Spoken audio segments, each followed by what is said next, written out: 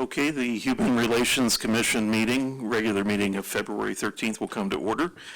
We'll begin with our roll call. Staff will call the roll. Thank you. Chair Kralik, Present. Commissioner Lee, Present. Commissioner Regier, Present. Commissioner Savage, Present.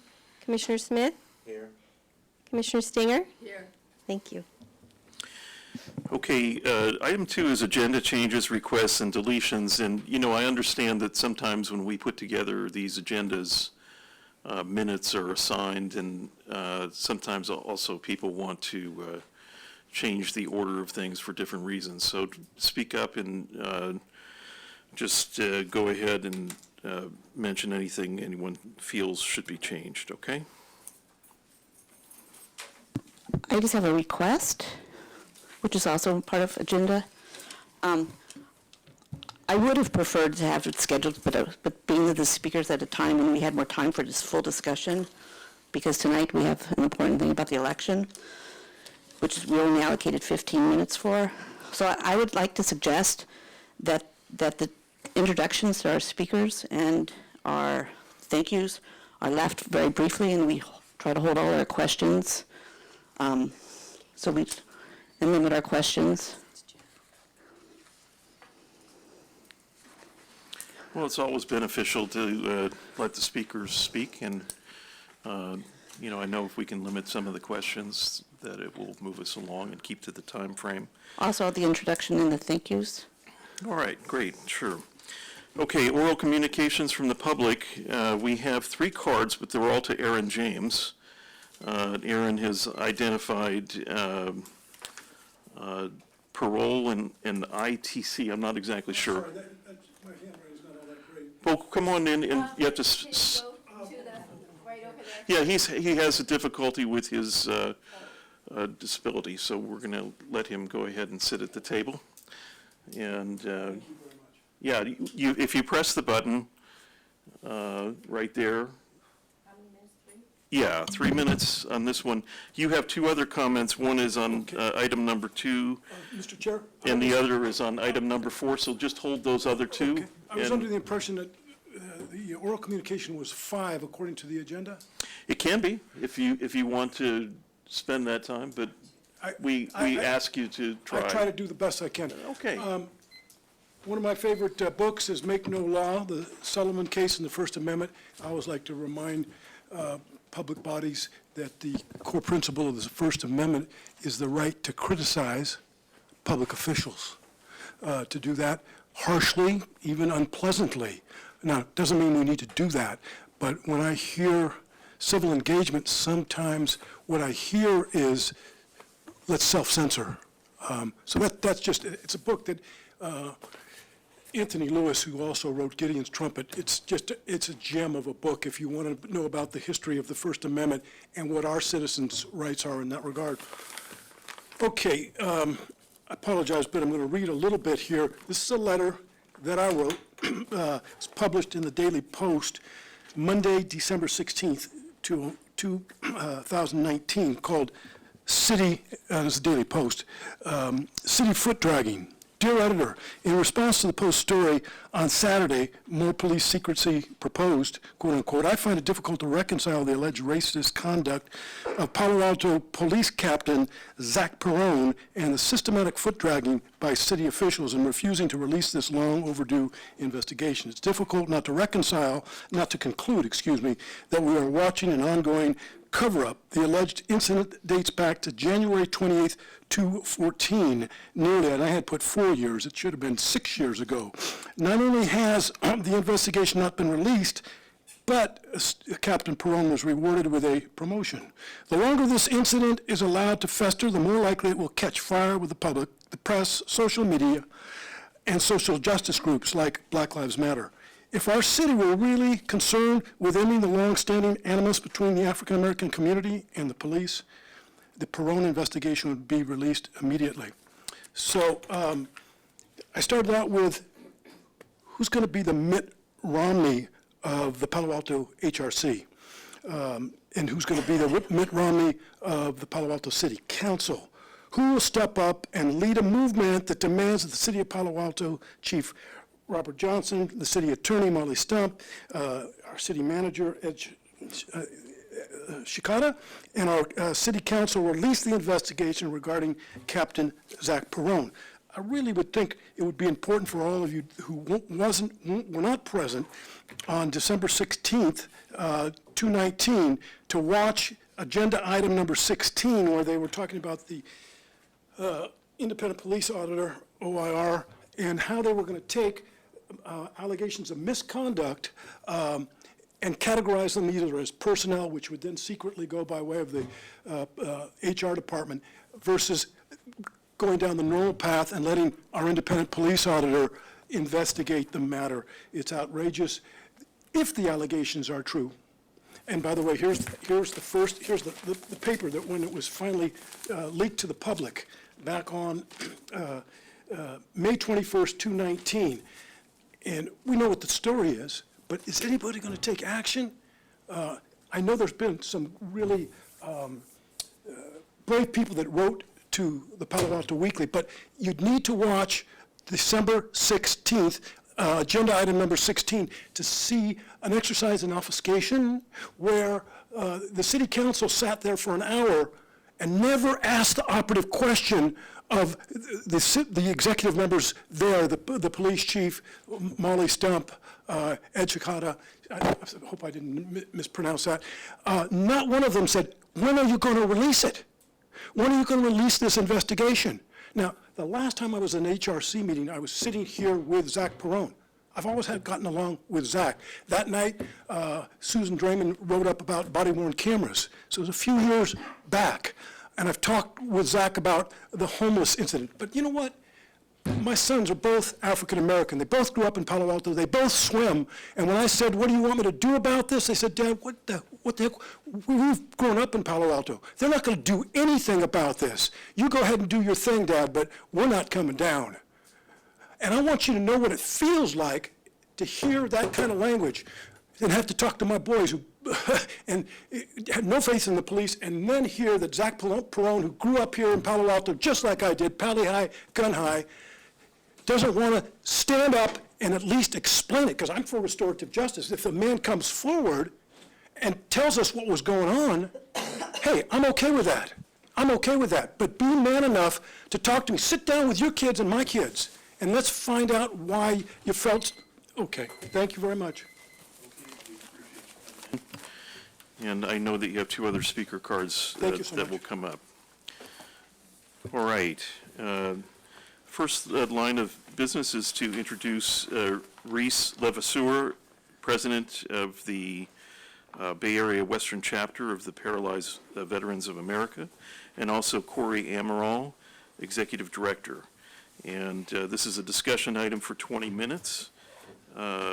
This is a new group visiting our commission, and we welcome both of you gentlemen and look forward to hearing about your human relations work in the community. Thank you.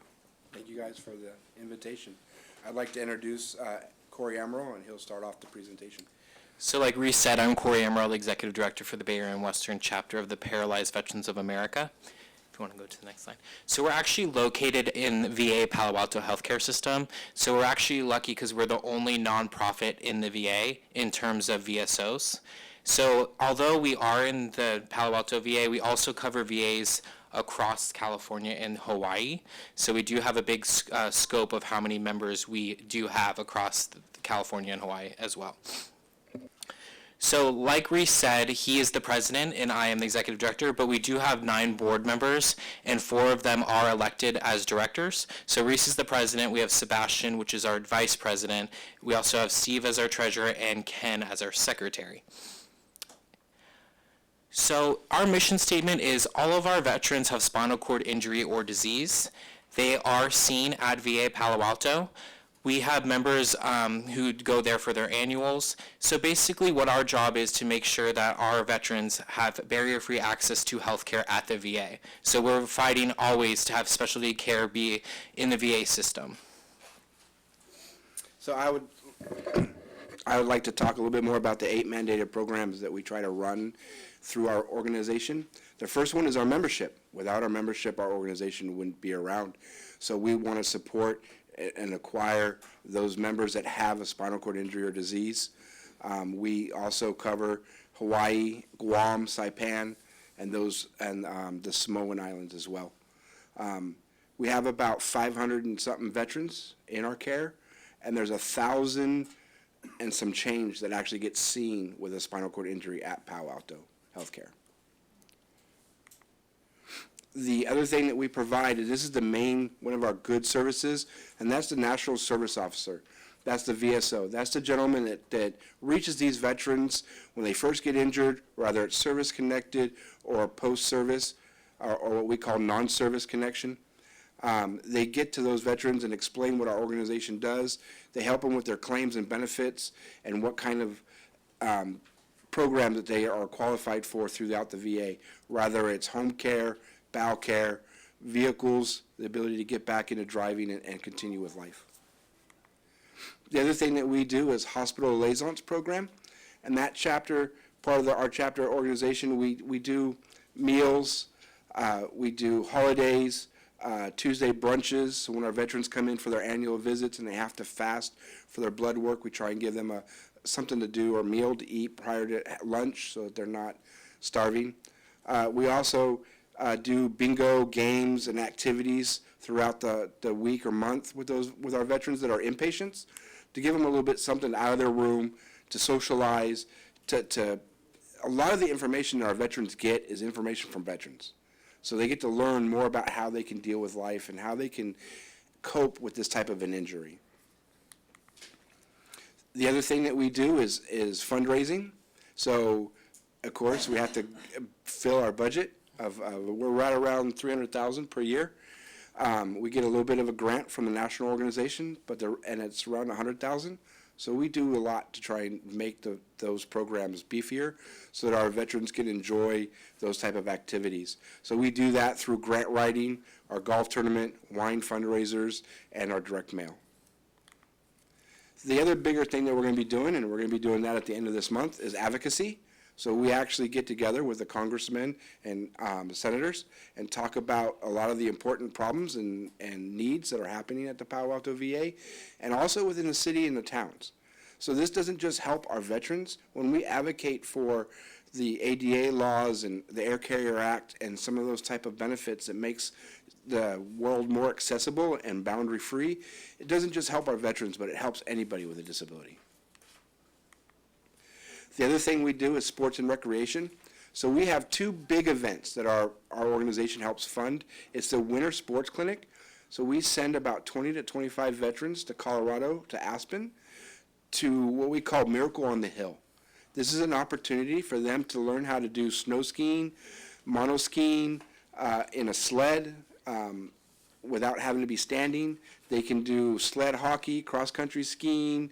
They do it's not shuffleboard, but it's the curling, where they do the stones across the ice and all that kind of stuff. So they get a really good break into what kind of activities they can still do with a spinal cord injury.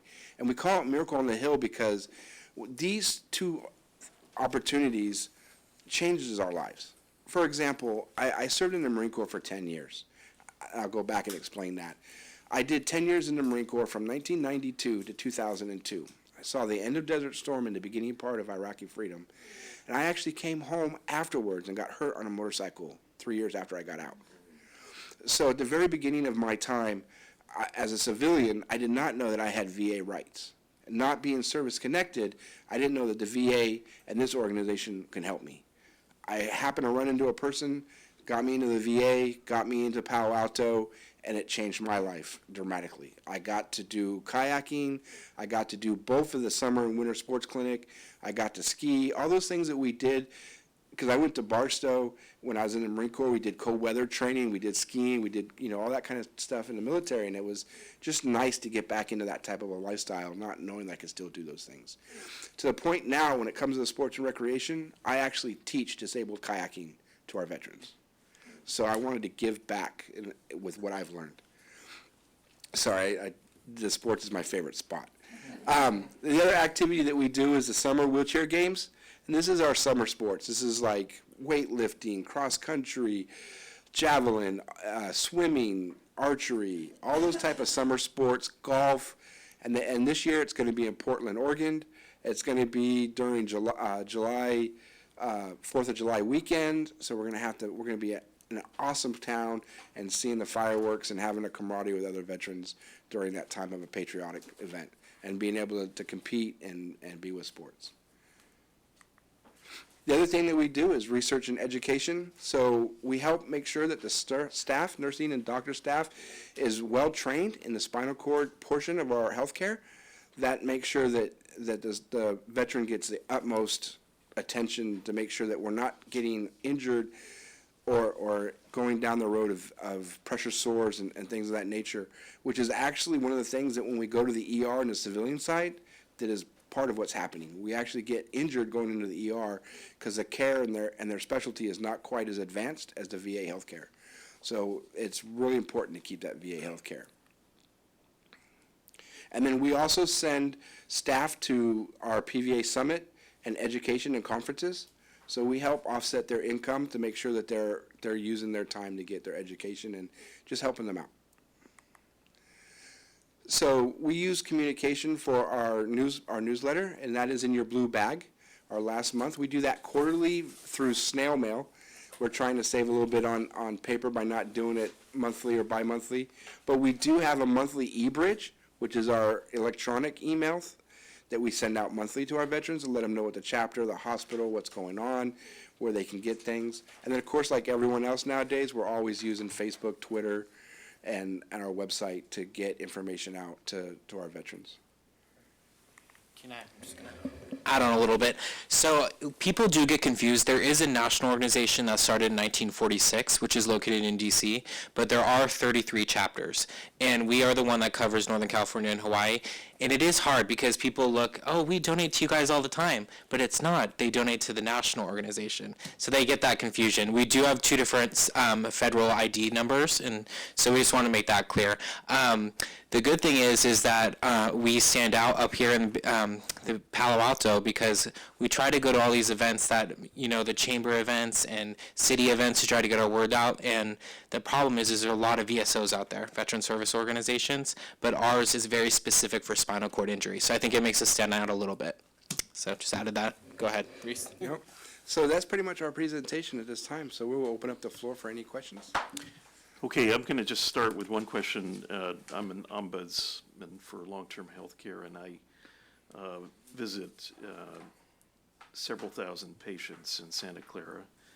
And I wanted to ask you, because some of them are specialty hospitals, outside of the VA, where are the paralyzed veterans that are in your group?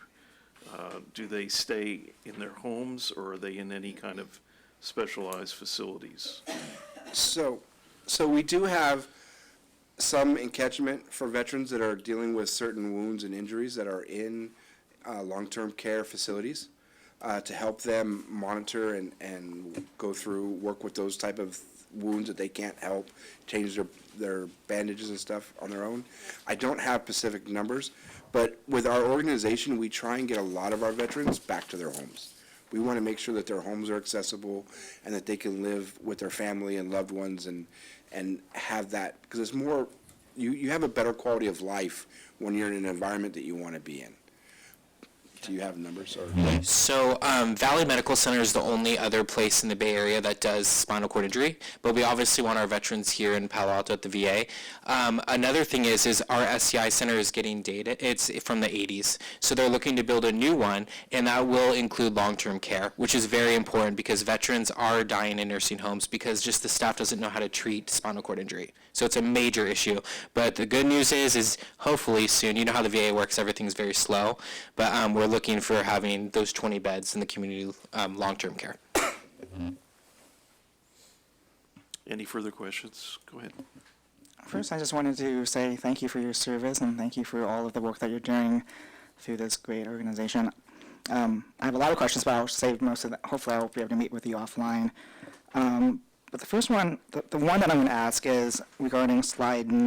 I'm wondering if you could speak to what are things that cities like Palo Alto could do perhaps better in terms of ensuring that our facilities and programs are more ADA compliant and more accessible to folks of all abilities. Is there any one thing that you think that cities could do better? Do you want me to go? Yeah.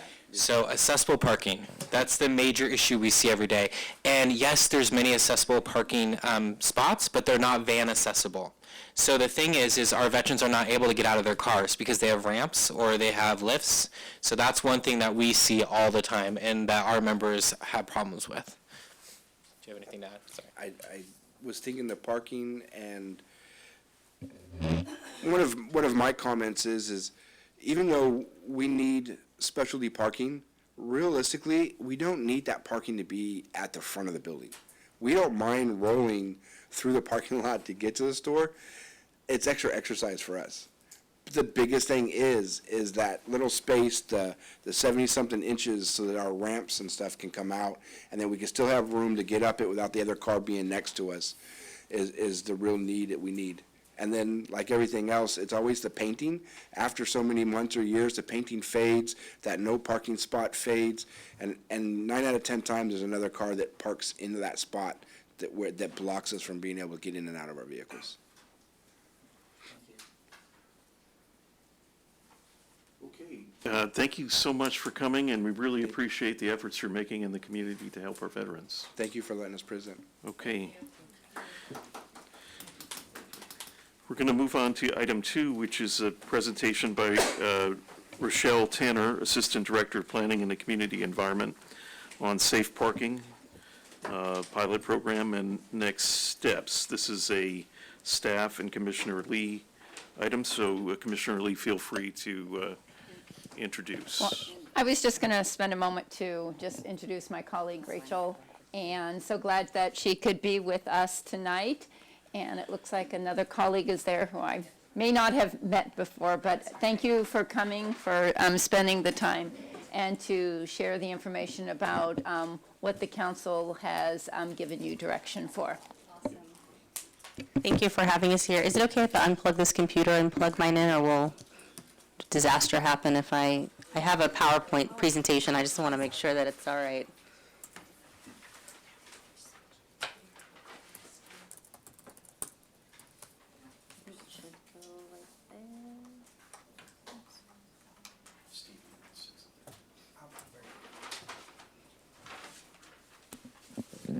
And let me just add some brief comments. So this is an issue that the city has been working on for quite a long time.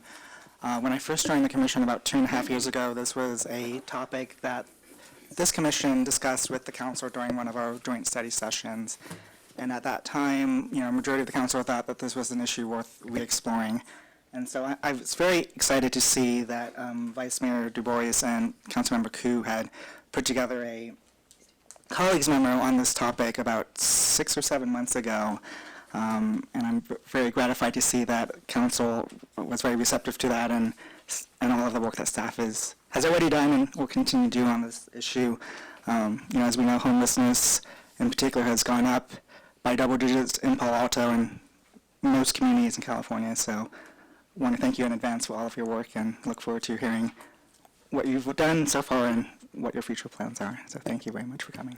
Thank you so much, Commissioner Lee, and Commissioner, I'm very glad to be here, Councilmember Tanaka. I have a brief slide presentation for you, and I have with me my colleague, Nicole Loriella. She's relatively new to the city, but she will be my right hand in working on this project in the Planning Development Services, so we're fortunate to have her here so she can help keep me on track as I leave. If you have any questions or follow-up, we're happy to be in touch. The last slide does have my contact information and email, as well as Nicole, so if you need to get a hold of us, please don't hesitate to reach out.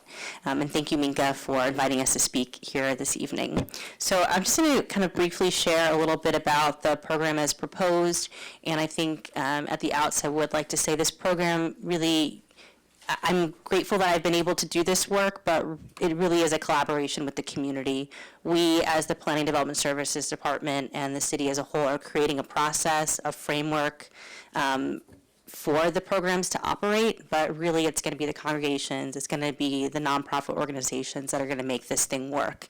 And so the way that we can be helpful and the ways that we can facilitate, we want to do that. We want to be good partners, but I think as this rolls out, the hats will really go off to the congregations and those men and women who are willing to work and become part of this program, which I look forward to working with them. So it's fortunate that we're here today on February 13th. We were just at City Council on January 13th. So literally a month ago, we took this ordinance for first reading, and now we're here to share it with you all.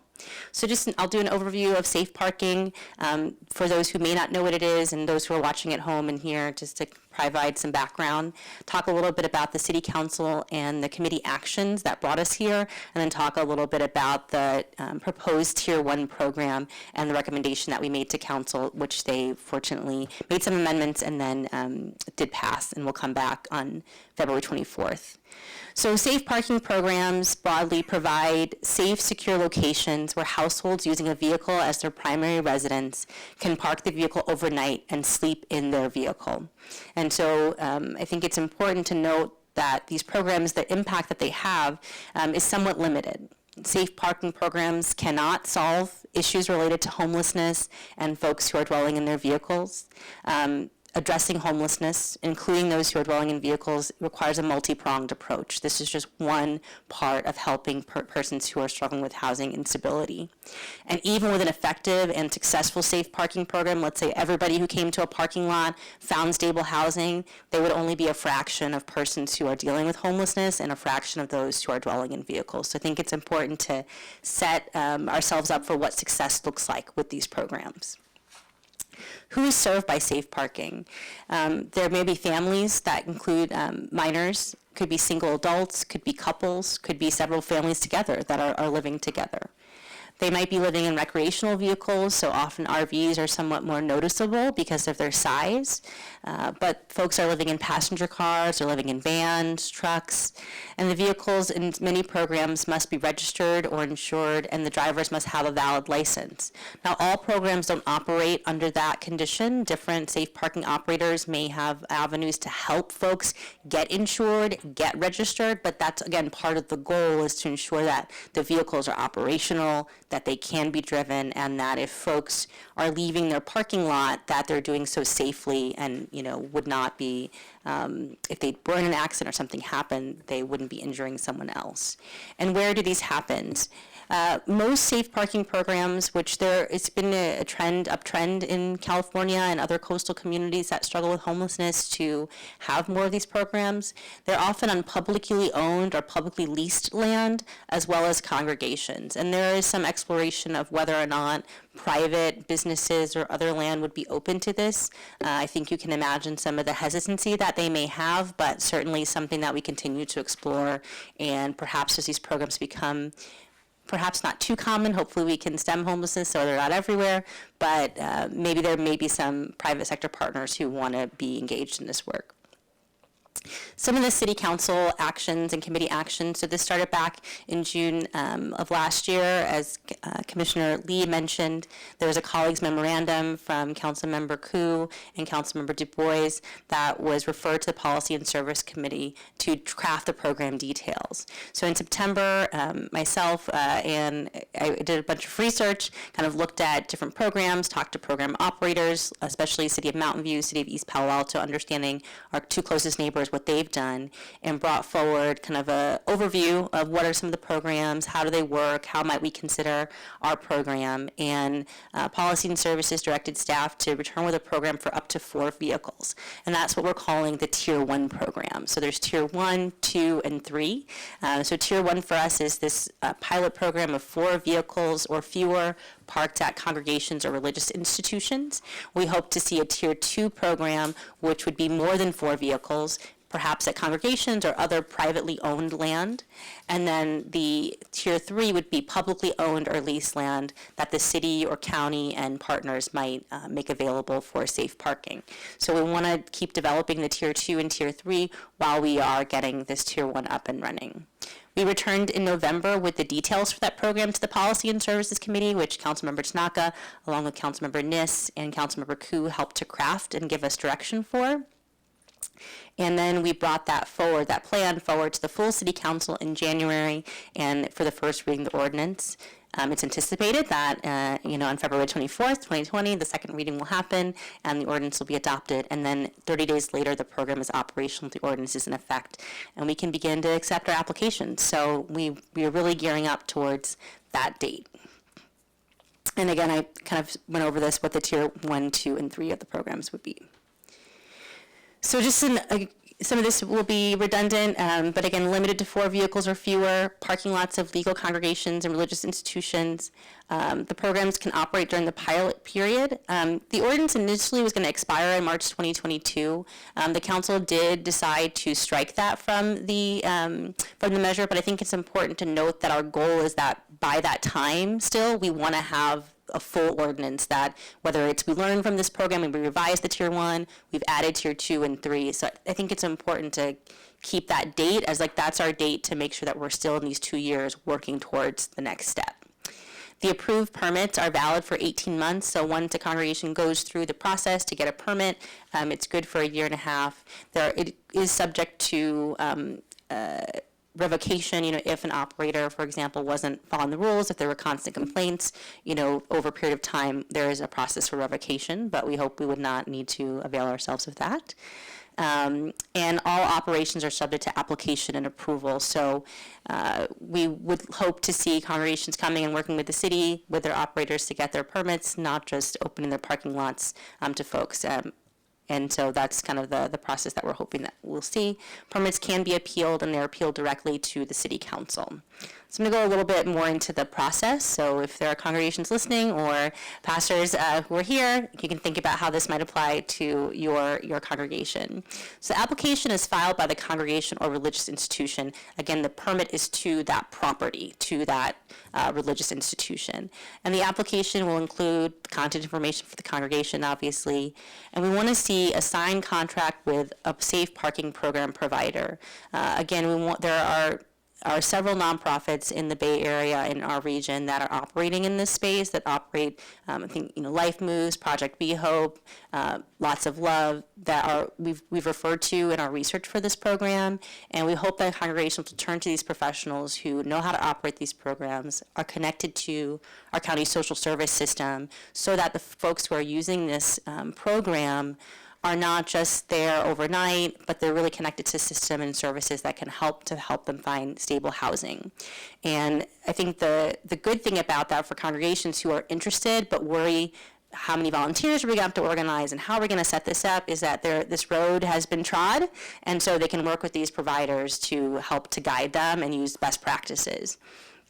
And that's kind of related to the next bullet, the evidence of case management services. We want to see, again, that these folks are connected to the larger social service system.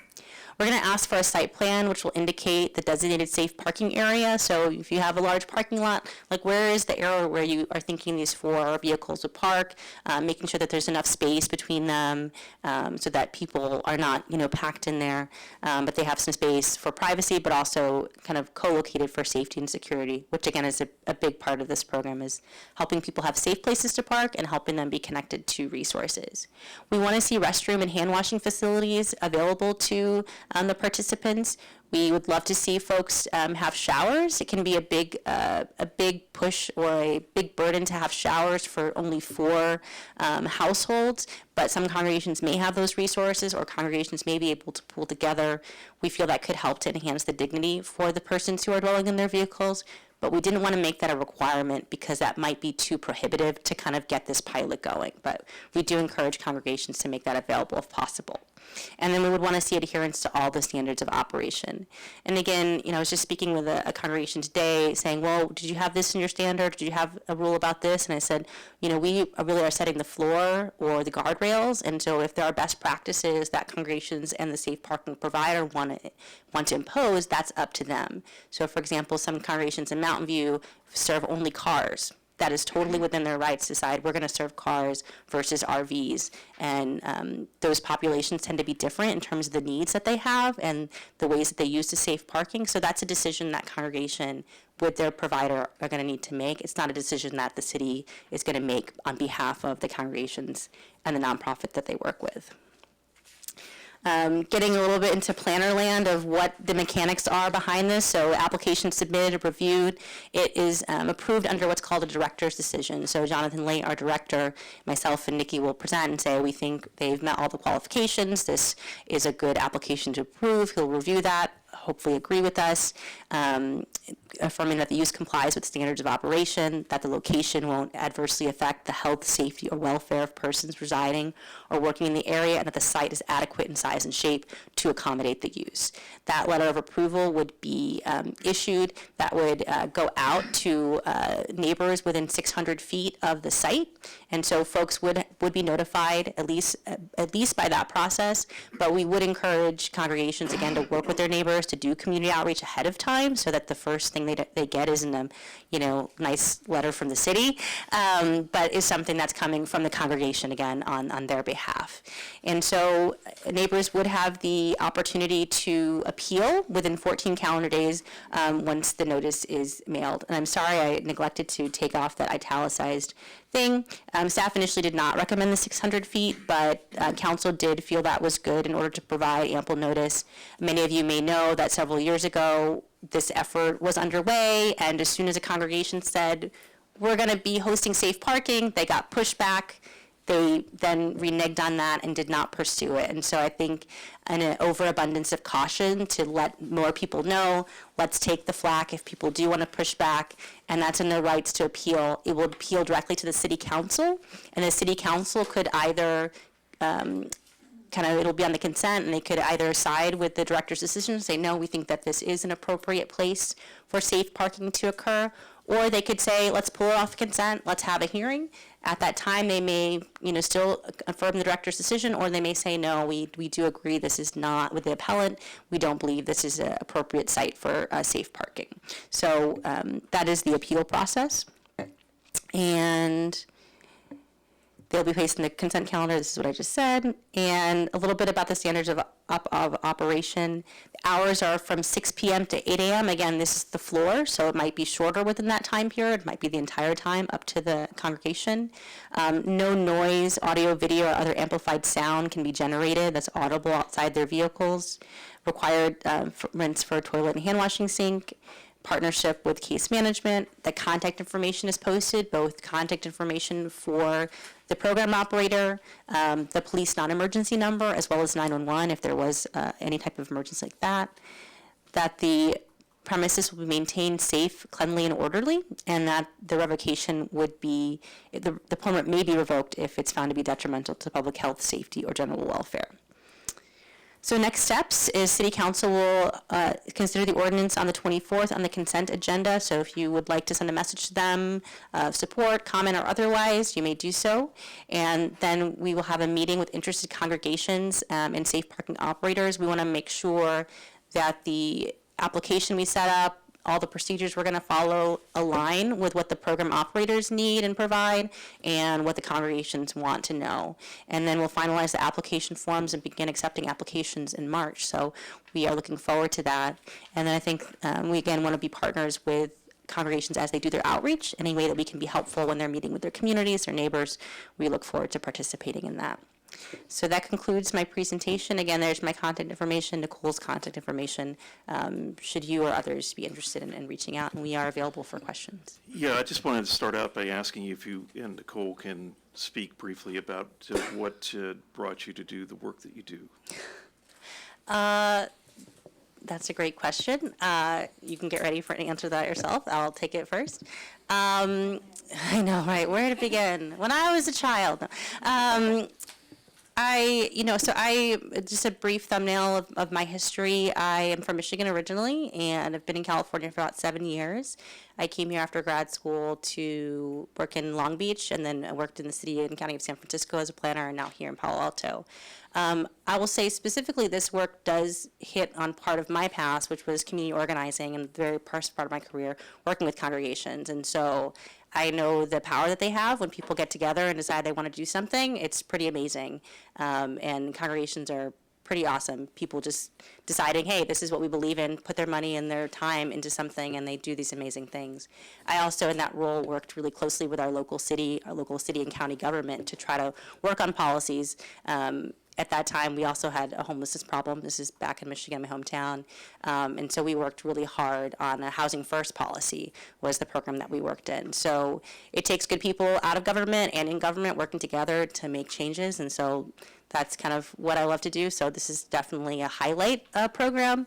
Unfortunately, it's, just a drop in the bucket of what we need to deal with homelessness, but it's really been a joy to work on this. Thank you for your dedication, Nicole. How about yourself? Tell us a little bit about how you came to do this work. Sure. I mean, oddly enough, similarly, I started but have worked in community organizing for what we call Youth Ministries for Peace and Justice, which is an environmental justice organization in the Bronx. I'm originally from Los Angeles and did my city planning in New York, came back, and then moved up here. I want to echo what Rachel was saying about how amazing it is to have community members come together and facilitate a program like this, and to create that sort of a connection is kind of why I think I do this, and I'm glad to be on the program. Thanks so much for coming in and talking to us tonight. Commissioner Lee. I have just one question. Thank you so much for coming. So the HRC is an advisory body to the City Council. And as staff continues to work on, my understanding is that the ordinance coming in a couple of weeks is for Tier 1.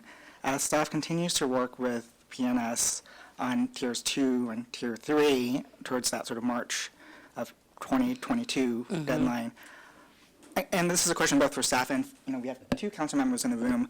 How can this body, as an advisory commission, provide the most, the most useful input or assistance to the ongoing work, the ongoing decision-making that is going to be happening at the council level? I'm wondering if you could share your thoughts on that, because we as a body always struggle with how do we add value without getting in the way. So you can just speak to how you might envision the HRC, and if our 2 council members would love, had any thoughts, please speak up.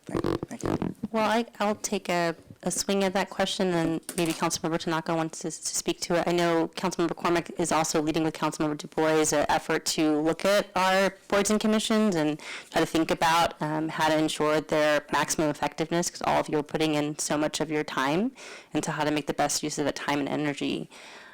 I will say, I think one of the benefits, I'll just speak, I spoke with Pastor Smith today on the phone to talk about this very program. The benefit that you all have that I don't, I live in San Francisco, is that this is your community. You have real connections with real people who are going to be putting their money where their mouth is to operate specifically safe parking. And even as tiers 2 and 3 roll out, there may be opposition, there may be support. You are the best, perhaps, to help us know what are folks saying, what are the worries, what are the concerns, where are the opportunities, who should we be reaching out to, who should we be talking to. So I know that connection is really, really important, and to the degree that this meeting is a forum for some deliberation and decisions to happen. I think that's helpful for staff, and I imagine also for our council members. It's also a little, not that it's a casual meeting, but it might be more easy for some folks to come here and speak. They may be intimidated by speaking in front of council. Sometimes it's easier to have a dialogue here than when things are at the council level. And so if we can work things out through here as well as through the committees, I think that's a big advantage for all of us. Hi, I'm Patty here. I have a couple of questions. One is because that is one of, safe parking was one of my, when I was interviewing, saying that I'd really want to be involved because I've been working with Mountain View a little bit on this. And one is has there been any thoughts of having just a women's parking lot? Because I know people that are living in cars for women specifically it's a safety item for them. I mean, having one lot just for women.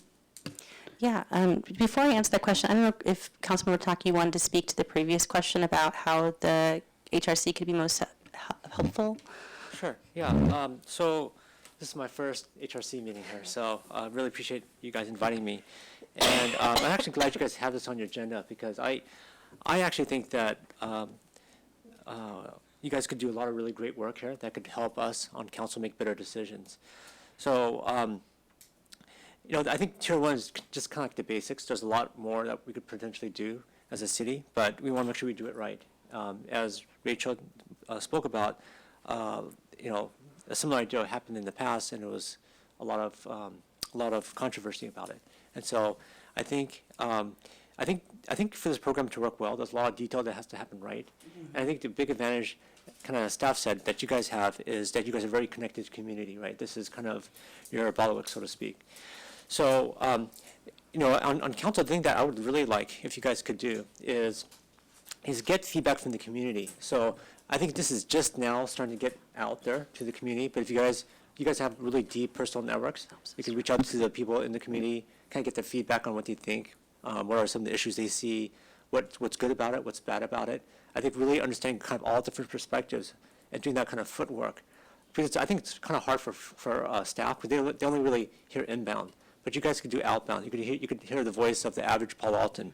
So I think if you guys can do this, that would be really great. Because, on council, this is just one of, many different issues that we're dealing with. But as a HRC, this is something that you guys could really focus on and become subject matter experts. So I think that's kind of first and foremost, is really kind of understanding people's concern. Some of the concerns I've heard from community members is one, of course, making sure that the people there are safe, right? And so that's a good point about maybe a women's only or other things. So that's one thing, is safety, right? Another concern I've heard is, and this is some of the motivation, is right now the RVs are parked on the street. Is that the right place to park them? Will this help them move the RVs off the street, right? That's the big question. So that's something that almost immediately after we voted on this, the other time around, we started getting some emails about people being very concerned about, well, how does this take the RVs off the street? Because some people are concerned about how it causes visibility and makes the lanes narrower, et cetera, et cetera. So I think understand those perspectives. Or some people who've complained about, there's a lot of generators, and generators, to keep these things running, will they smell the fumes, or they have the generator run, or they're going to plug into the church, right? So a lot of those kind of things. These are I'm just scratching the surface, but I think really deeply understanding these issues, the pros and the cons, right? All the things, because I think as a city, I don't know if we've really done, the safe parking is just a small part of the overall problem, but if you guys really become experts in this issue from the different perspectives, I think that would be great, right? And in fact, I think it would be great if you guys could even understand who lives in these RVs, right? I know that some people in RVs are people who maybe have houses other places, but they're working here at Stanford or working on construction or whatever, right? So that's maybe one group. And another group, there's people who are truly, this is their only place to live, right? And they're really, and I think this is probably what the safe parking is more targeted towards. And then there's other people who, I heard this one guy has an Airbnb going, right? And he rents out a bunch of them, right? And disables the engine, right? Which is a little bit crazy. So that's another class of people, right? And that's one I don't think we're trying to service, right? So how do we deal with people like that? So I think really trying to understand who are these people in these RVs, what is their circumstance, I think would be really great. The other part that I think would be great to understand is, so I was talking to some of my colleagues in Mountain View. So Mountain View kind of precedes us, right? They've been trying to do this for a little bit longer, and some of the council members told me that it hasn't quite worked the way they thought it would work, right? Some of the intent for them was to actually, I think there hasn't been as many people going to these safe parking as they thought, and also it didn't really affect in terms of taking some of the RVs off the street, because I think everyone in the community wants to be compassionate about who's living in these RVs, but I think the intent was also to provide a safe place for RVs to go, and it hasn't quite happened that way. And now, the conversation I had with my fellow council members in Mountain View is like a 5-minute discussion, so I can't do it justice. I'm hoping that you as HRC could do that and talk to maybe your colleagues in other cities who have similar programs to understand what worked, what didn't work, because I think by taking best practices from other cities, we could perhaps make this program even more successful. Thank you. One of the challenges in Mountain View is that, and it's the ordinance here is written the same way, is that each congregation makes a decision on the population that it serves. So if St. Timothy, I think, the Catholic Church in Mountain View actually only does women, I believe. And I know there are congregations here that are interested in doing it. Significant hurdles from the faith-based community, and I and Rachel have a meeting with a group of churches that really want to do this on the 25th, is, first of all, in talking to the CSAs, there is the issue of funding. I don't know, we've been given numbers into six figures to run a program because you need caseworkers, which is one salary.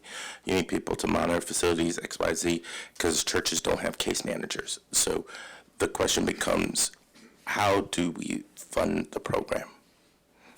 That's a good question. So I think that's, I would love it if you guys could continue to talk to other local cities or other people who've done programs like this, like your counterparts in other cities, to really find out what's worked and what hasn't worked. So I think continue to kind of do that and see how we can learn from others.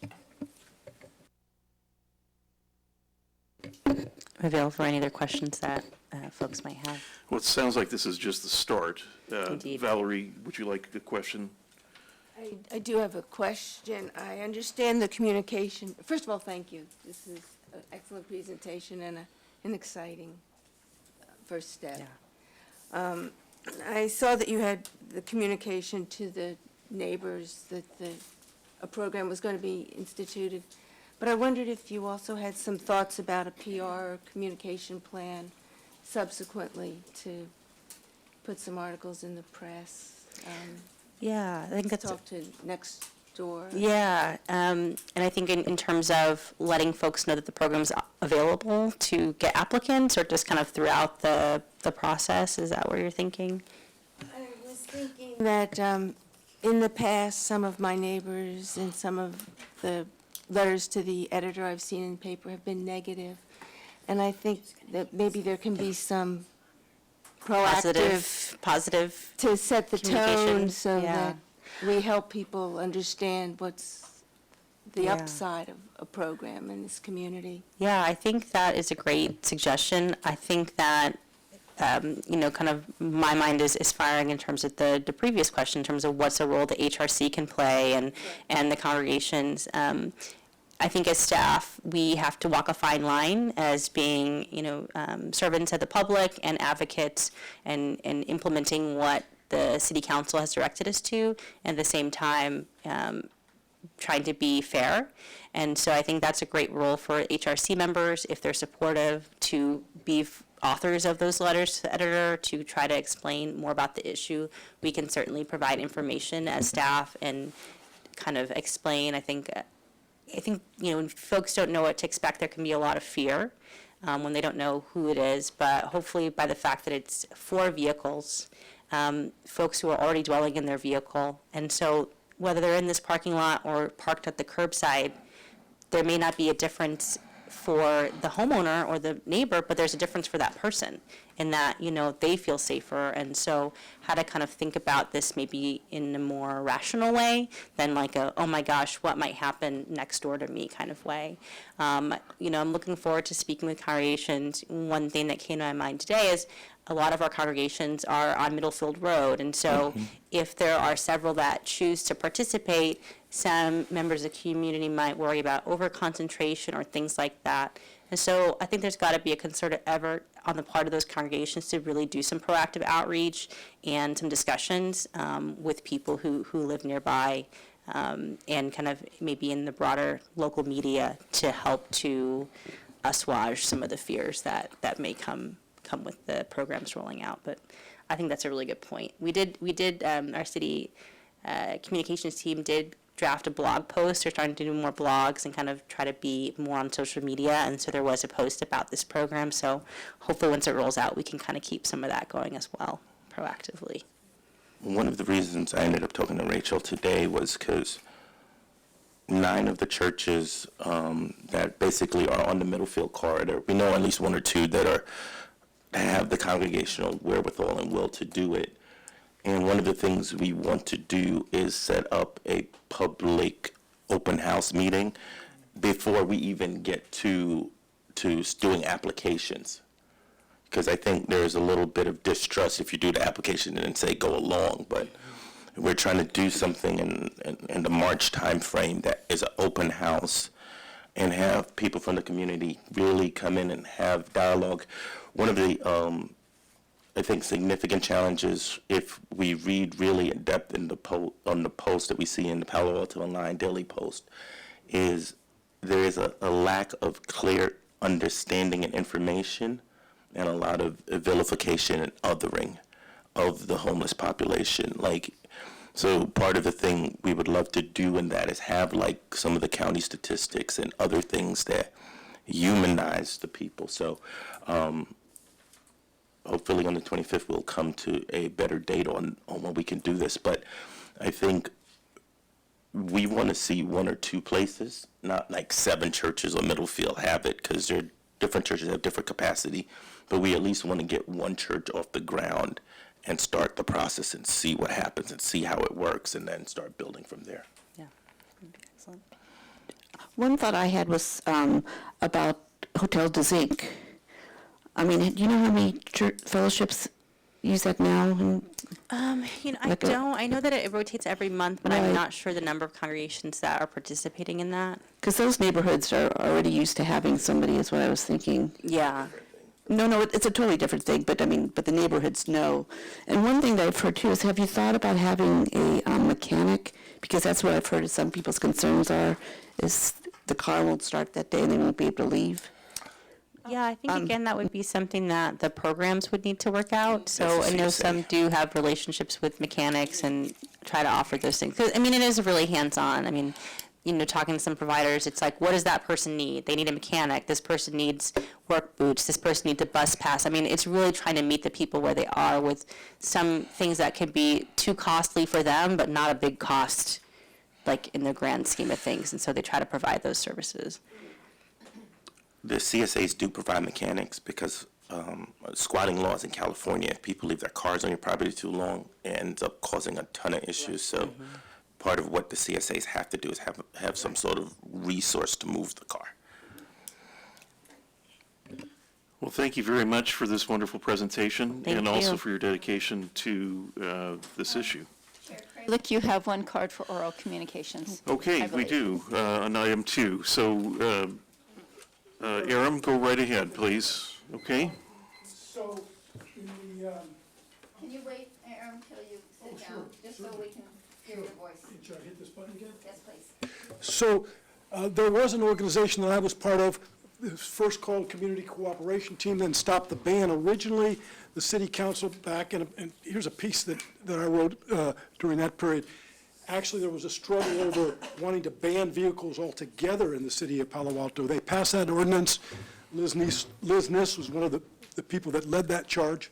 And then there was a decision out of Venice, California, Ninth Circuit. They constitutionally said that wasn't appropriate. But anyway, Stop the Ban, Community Cooperation Team, a lot of Stanford students and other members of the community, a lot of unhoused folks as well. I was lucky enough to link up with a gentleman that was unhoused, and the two of us went down to the Santa Barbara program. The safe parking program there is very robust. They have something called New Beginnings, and that was back in 2012.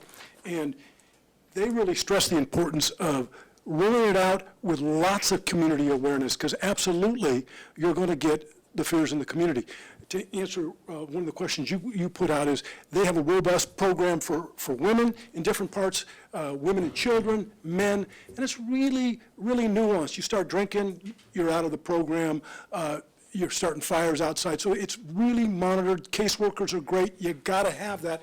But, I really, for me personally, as grew up in Palo Alto, I think we've got the money not to put the whole burden on the churches.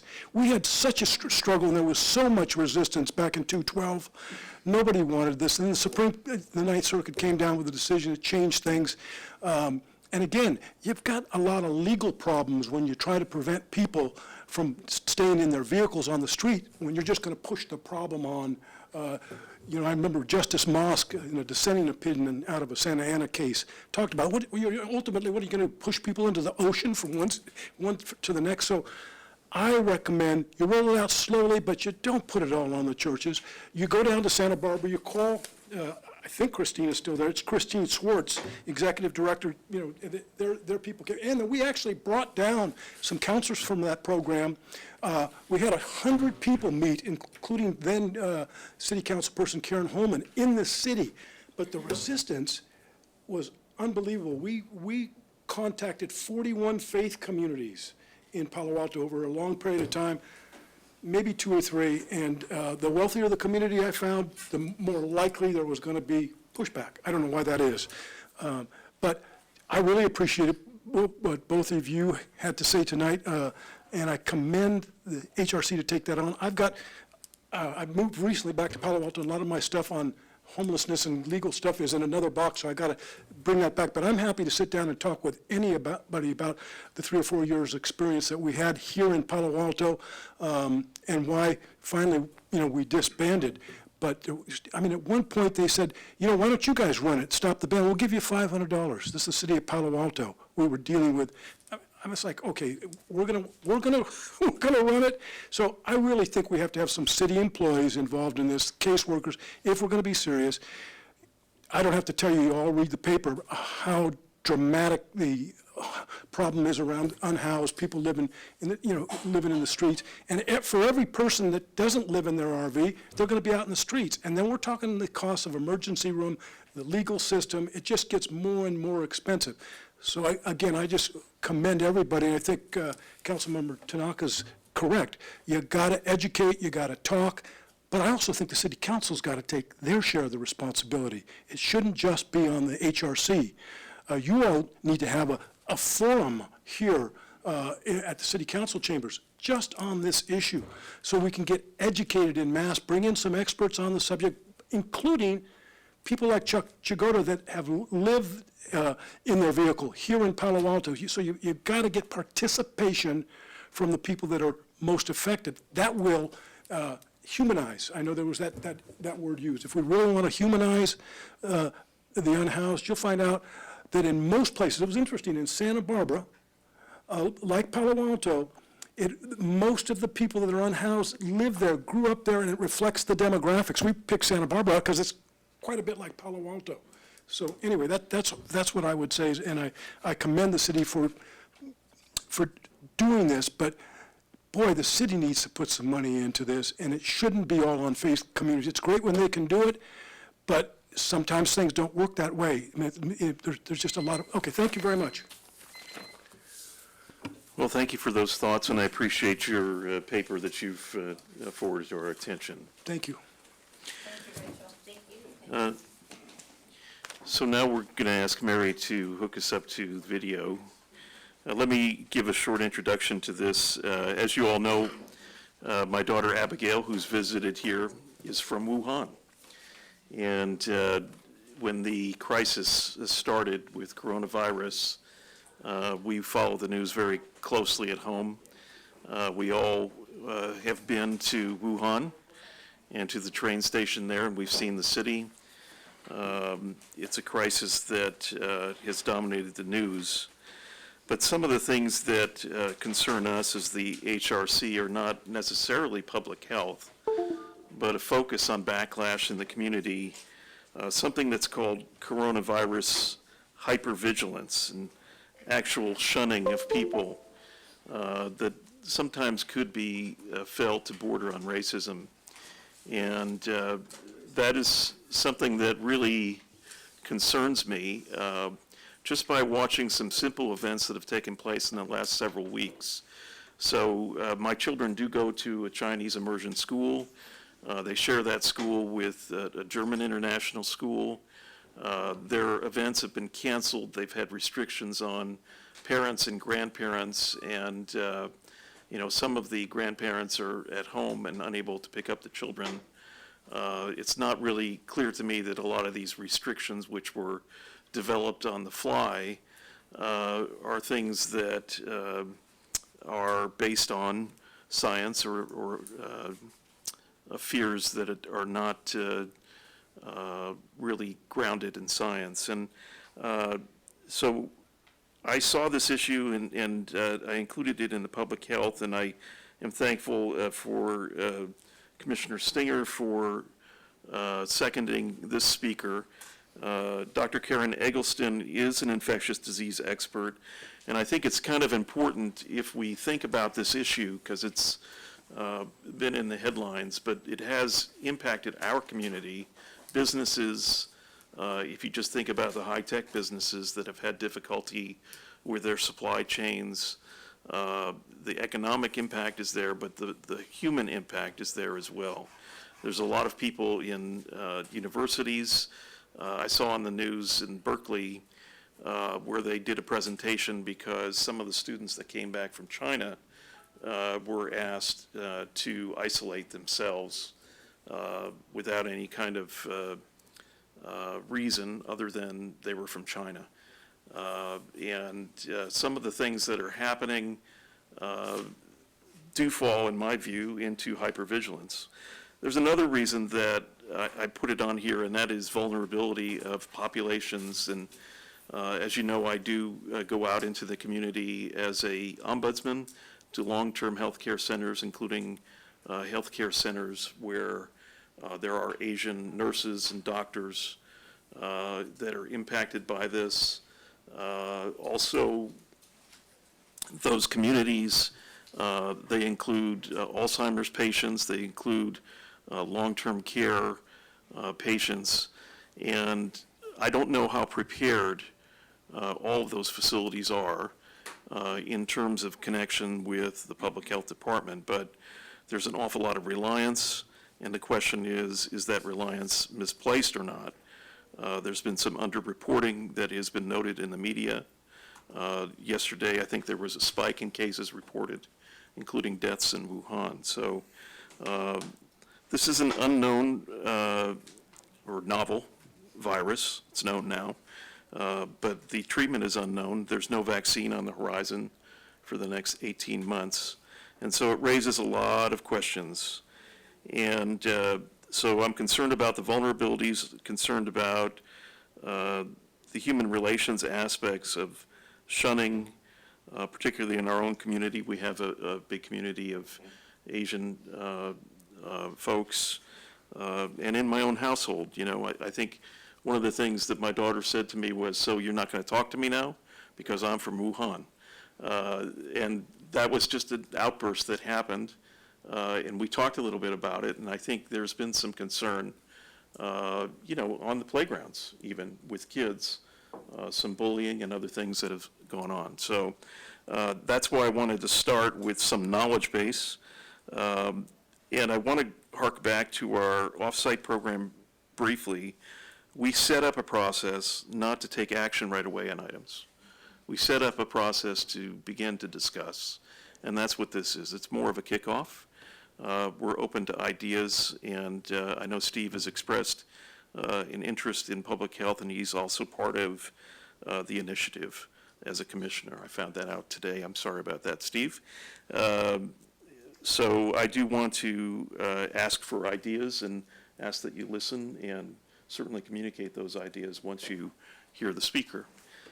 So now we're not sure where our speaker is, so hold on just a second. Mary was waiting for you to finish your introduction. Okay.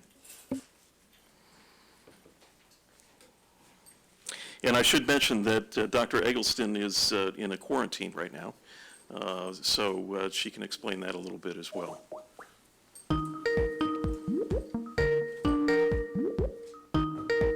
Hello?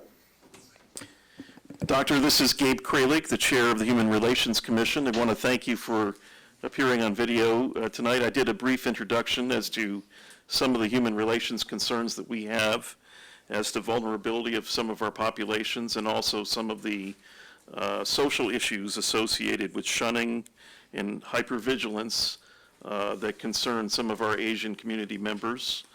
And so we talked a little bit about how this is an introduction, and we're counting on you to help us as an infectious disease expert to talk through what's going on with coronavirus.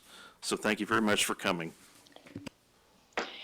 Thank you very much for inviting me. As you know, I'm Karen Eggleston at Stanford University, and I direct the Asia Health Policy Program. I'm actually a social scientist, but not a medical doctor. So I will provide some background and policy in how the virus has developed from China and impacting the rest of the world. I provided these slides as requested yesterday. I will go through them rather quickly because I know they provide background in other parts of the world, and your concern may be much closer to home. Just to note that I believe that Palo Alto is already taking many appropriate actions, and I'm pretty confident we'll continue our prudent science-based precautions in this event. So I start with a timeline of key events, as you may all be familiar. Please feel free to jump in with any questions as you would like. I just want to start and ask you if you could just tell us a little bit why you're appearing by video. Did we want to project the presentation? We can either project it ourselves or she can project it on. I don't know how to do that, but Mary can speak to that. So we can share our screen here, and we can just flip through the slides. Let's see. One second. While we're doing that, can you tell us a little bit about? Of Skype or Zoom, and so I'm using Skype. But I can let you know that I'm actually in self-isolation myself, having had a family member return from China. And on the 14th will be the 14th day, but that's why I'm appearing to you remotely. How did that come about? Did you select to be in self-isolation, or were you following a protocol?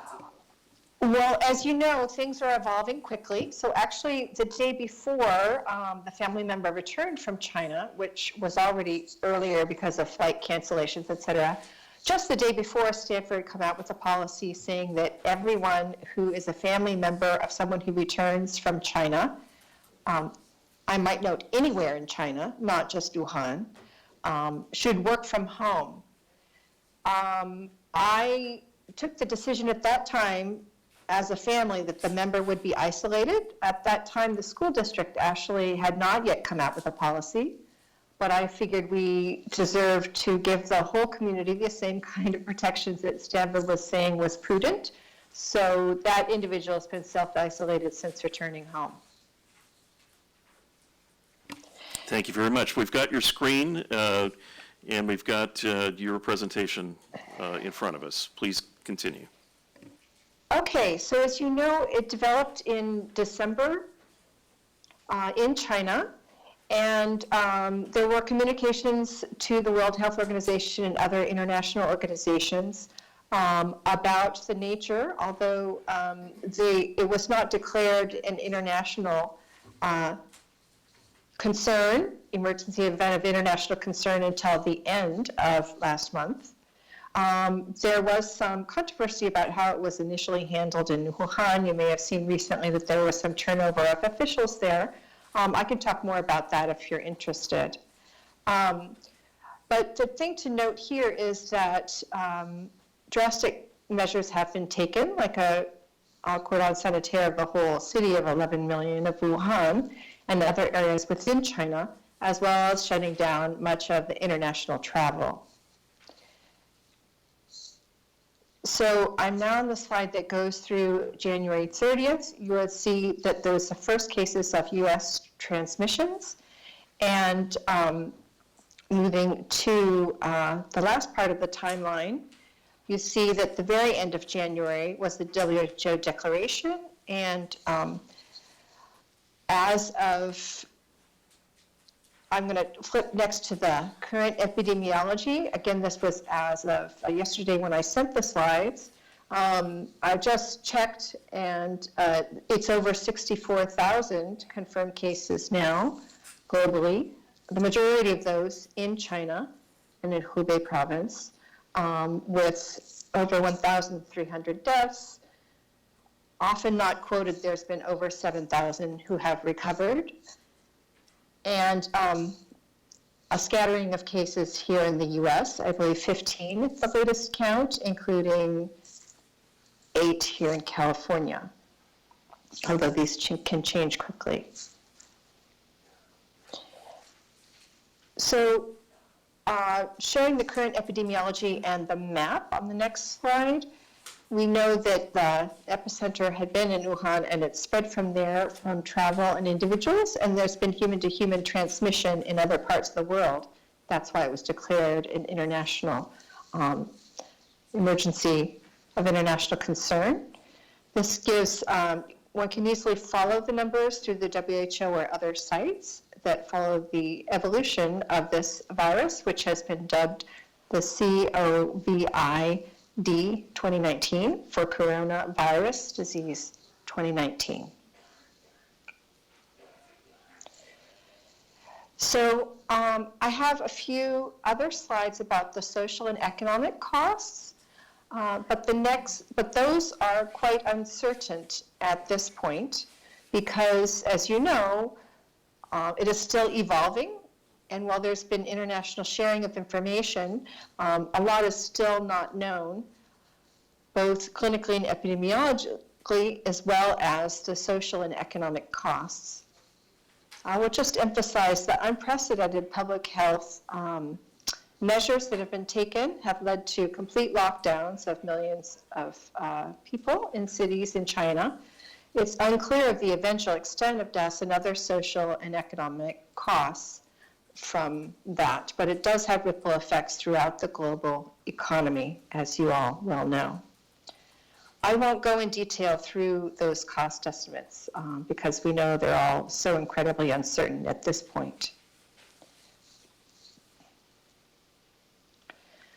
So I wanted to talk about some of the aspects of importance that will shape our public health response, particularly what's known about the clinical features and the spread. So it was sequenced early on, which has allowed experts to try to follow the development and try to find out what might be an effective treatment for it eventually. The genome characterization was the first. Again, I won't go through all the details, but just to give you some of the recently and very quickly published research about this virus. That first is the genomic characterization, which confirmed that it's similar to other coronaviruses but different, hence the new name now coined for it. There are also clinical characteristics of 99 cases, a study that talked about the initial spread in Wuhan.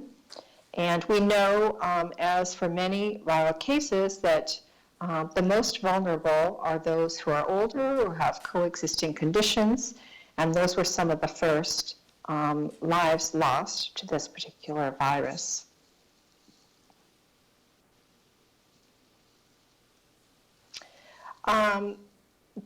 The spread and the way to appropriately respond to such a crisis depends on several factors, some term transmissibility and severity. And so a lot of attention has been given to try to figure out those characteristics of this new virus. I quote here from a very recently published article in JAMA, Journal of American Medical Association, about transmissibility and severity. They're often considered the two most critical factors that determine the effect of an epidemic and the control strategies that are appropriate. And it's important to note that some of the other cases that are brought up similar to this one have not had that combination of high transmissibility and severity, although some are one or the other. So the ones that they discuss are pandemic influenza A, H1N1, or the coronavirus SARS, severe acute respiratory syndrome, or the Middle East respiratory syndrome, MERS, both coronaviruses. And a key issue then of transmissibility is the basic reproductive number, which we know if it's small and it kills people right away, then it won't be easily transmittable.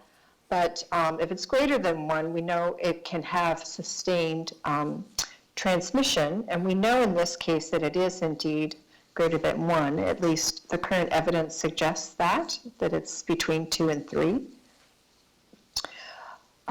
In this article, they also draw the parallel to what happened here in California, just to bring home the point parenthetically that this can arise from anywhere and not just in China. So influenza H1N1, first identified in Southern California in 2009, as you may recall, was highly transmissible. And I have quoted some numbers there about how far it spread to 120 countries in 3 months. But it was not severe. And although there were many more total deaths there than from so far with this coronavirus, it was many times lower than the 1968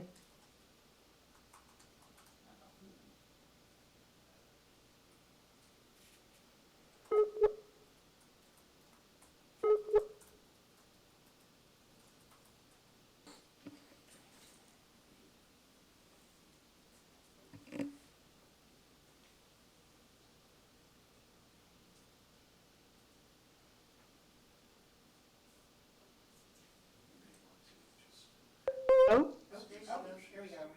I'm sorry. Oh, We sorry. had ended with just a few thoughts that you were sharing about H1N1. We didn't get all the way through your thoughts. You got cut off. Yes, sorry about that. So H1N1, highly transmissible but not so severe. And I just wanted to point out that lest we forget that influenza epidemics hit large swaths of the population and are estimated to lead to deaths on the order of 250,000 to 500,000 per year. So in light of that, it's important to take prudent measures and understand this and take steps to eventually prepare a vaccine, but also to note that there are many other things that are affecting our populations, particularly the most vulnerable. So final slides are simply to wrap up with that, to talk about what we know about this virus. So I include a modeling study about possible future spread of this particular virus, which what is known clinically, and also about travel out of the epicenter of Wuhan. And this gives some idea. It does confirm that the transmissibility is estimated between 2 and 3, so epidemic potential. And they estimated the doubling time was 6.4 days. That was all based on quite preliminary information, but gives you some idea of how rapidly these things can evolve. So the final slide really on the key questions of impact assessment more generally are what are the roles of the pathogenicity and our ability to contain these emerging viruses? What is the shape of the disease pyramid? It's important to keep in mind, particularly given the scarcity of testing kits, that not everyone who has mild forms is detected or confirmed. So will appear to be higher case fatality rate from that perspective if we only know about the most severe cases. But many things are still under investigation and will become clearer only later. So it's prudent for each community to do what we have been doing here in Palo Alto, to take prudent science-based precautions and public health measures, isolation of those who have been confirmed to have been exposed, and to avoid discrimination on anyone who might be assumed to have any characteristics that would simply be Chinese or having traveled. I might note that the Human Relations Commission, if I saw it correctly, had the values of civility, respect, and responsible actions, and that could not be more important in this case. I just want to begin first by saying thank you for coming to give this talk. But I also know that you are an Asian study expert. And I wanted to get your impressions about how the measures that have been taken in China impact human relations, and are there lessons learned from what's been going on there so far. Yes, well, it's been a fairly extraordinary and difficult time, of course, for many people in China. And there's been a lot of fear and distrust about information to see whether they're getting full information. This is common with pandemics and outbreaks, but there is a particular reason for a population to be worried in this case.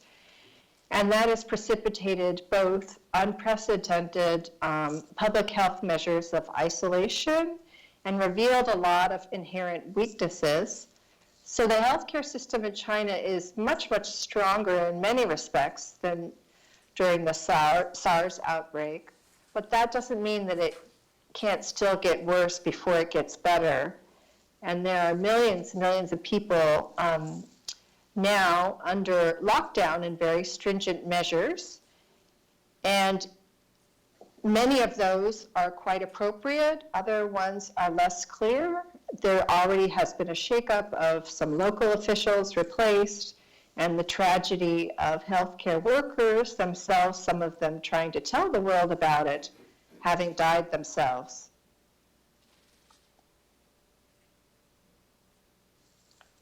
Open it up for any other questions? One of the things that I'm noticing is the othering of individuals in social settings because of their ethnicity. Is there anything that the city or the Human Relations Commission can do to push back against that? Is there information we could provide to say that we should say? Because I think it becomes unfair. Where was I? I think it was Stanford Mall, and I watched somebody just cross all the way to the other side because they saw an Asian couple coming towards them. So I think, I'm wondering, is there any ways we can be proactive? Yes, I appreciate that question. I think it's very, very important to empathize and not stigmatize, not to blame the victims and not to overgeneralize. I know Chinese Americans have already been feeling somewhat tense from the tension between our two countries, and this just adds to that tension. I know among young people, having young people in the household ourselves, that there have been on social media things as saying just because I'm Chinese doesn't mean I'm infected. It's very important to use proper terminology, perhaps now that there's an official name, to not call it the China virus or the Wuhan virus. Very practical way is simply to use the coronavirus name for it, and also to demonstrate in our behavior. I have to say that the school district and the teachers have been incredibly supportive of us being in isolation and of helping the students. And it makes all the difference when you hear from people that understand and are not discriminatory. I had two very short questions, and thank you so much for being with us, Doctor, remotely. The first one speaks to the point you made about fear and distrust of information. I've been doing the best that I can to reach out to, I myself am third-generation Chinese American, reaching out to our Chinese community on WeChat and Facebook, and really imploring people to be very discerning about the source of information. And I've been trying to refer them only to the CDC and the county's public health department. My first question is, are those the right two sources that we should be referring folks to here? What are the universes of sources that people can trust and rely on here in the U.S.? And the second question, there have been a lot of events locally around the Bay Area that have been canceled. I was on the planning committee for one of the Palo Alto Chinese New Year events, which was canceled, which personally I didn't think was warranted, but there have been other events that have been kept, others that have been canceled. What is the current thinking around canceling events, or whether folks should be out and about? Well, thank you for the question. I think that although it's a rapidly evolving situation, there's very, very little risk right now in our community. And so although it's appropriate for schools to have been shut down in places in China, it certainly wouldn't be appropriate here. Now, part of the canceling of public events has been due to an abundance of caution, and one could understand that from sort of a purely emotional point of view, and that people just want to have an abundance of caution about these kinds of things. But it's very important for not to overreact, and also to stigmatize or to overreact can actually make people go underground and doesn't help with a prudent handling of the situation. So again, it depends on a case-by-case basis, and I would follow the public health authorities. You mentioned the CDC. They have lots of information, including clinical guidelines.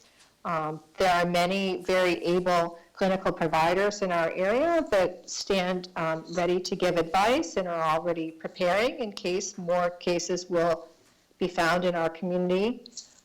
There also are places following the information, both a mapping and visualization by Johns Hopkins with up-to-date material. Both the New England Journal of Medicine and JAMA and Lancet all have collections of scientific articles. It is very important to not forward questionable sources of information that are not scientific, and unfortunately that's a big problem on social media these days, so it's something we all have to think carefully about. Well, thank you very much. I did have one quick comment for my colleagues. As I mentioned, I've already done a little bit of outreach to the Chinese community through WeChat, which is how folks tend to communicate in Palo Alto, and I've let them know that we exist as a body, and so if they are hearing or seeing anything, that they should certainly reach out to us. So I'm hoping it doesn't, but they at least know that we're here for them. So I was going to also say that I'm a zero waste leader in Palo Alto, and we have packets, like plates, and some people they had ordered them like for big events, and people are saying we don't want to use these. We're going to use paper plates from now on because we don't want. And even that is so and they know that it's not related, that stuff doesn't live on plastic for very long, like 72 hours. So I don't think it's just I think it's just a fear more than than a total racial issue. I do have another question, and this concerns readiness and resources. And, some of the things that have been raised in talks over in Berkeley to college communities about this relate to masks and the appropriate masks, why someone would wear masks. And there was a Hong Kong piece on the TV last night where people were fighting over masks. And, can you help us understand, the state of readiness? I know you spoke highly about Palo Alto doing things, but what is the state of readiness regarding resources, supplies, et cetera? And also, can we, as a community, help with any kind of resources that might be needed, where there's connections of our community members to China? Well, I think those who work specifically on this topic might be more informed than I am, and those who work particularly in our hospitals and clinical providers and public health first responders would know more than I. But I believe it's very important, as you said, to note that wearing masks can be as a precaution. It doesn't mean that you're infected. We happen to have some in our own home, which we used when this family member had returned back. So for people to prepare that ahead of time is prudent. Obviously, all of the healthcare providers should have preparedness plans in place, and they do. But we know that there was a mistake with testing and incorrect results in San Diego, which is not so far from here, which shows that these things can happen. So it's good to be prudent and thinking ahead. and providing information. One thing to emphasize is that washing hands is probably more important even than wearing masks, and to emphasize that all the same precautions that you take for flu season are appropriate here, to frequently wash your hands and cover your coughs and your sneezes and so on. Commissioner Stinger. Thank you. Thank you very much. My comment was related to the basic flu, which I think is probably more of a concern, immediate concern in this community. And I wanted to think about some of his rep grants and the emergent needs and how we address populations that don't have the same access to medical care that we might around this table. I've been in the emergency room twice in the past few weeks, and there are signs all over Stanford, and my clinic has emailed me and told me to be careful about how I wash my hands and cover my cough. But there are people who have less access to insurance and good medical care. And I just wanted to hear about I wanted to be aware of that and think about that as we look at programs to improve the public health in our community. Thanks very much. Yes, it's very important to think of the vulnerable. I would second that. And that applies not only to our clinical efforts, but also when we're thinking about isolation. Not every family can afford to DoorDash food or miss work.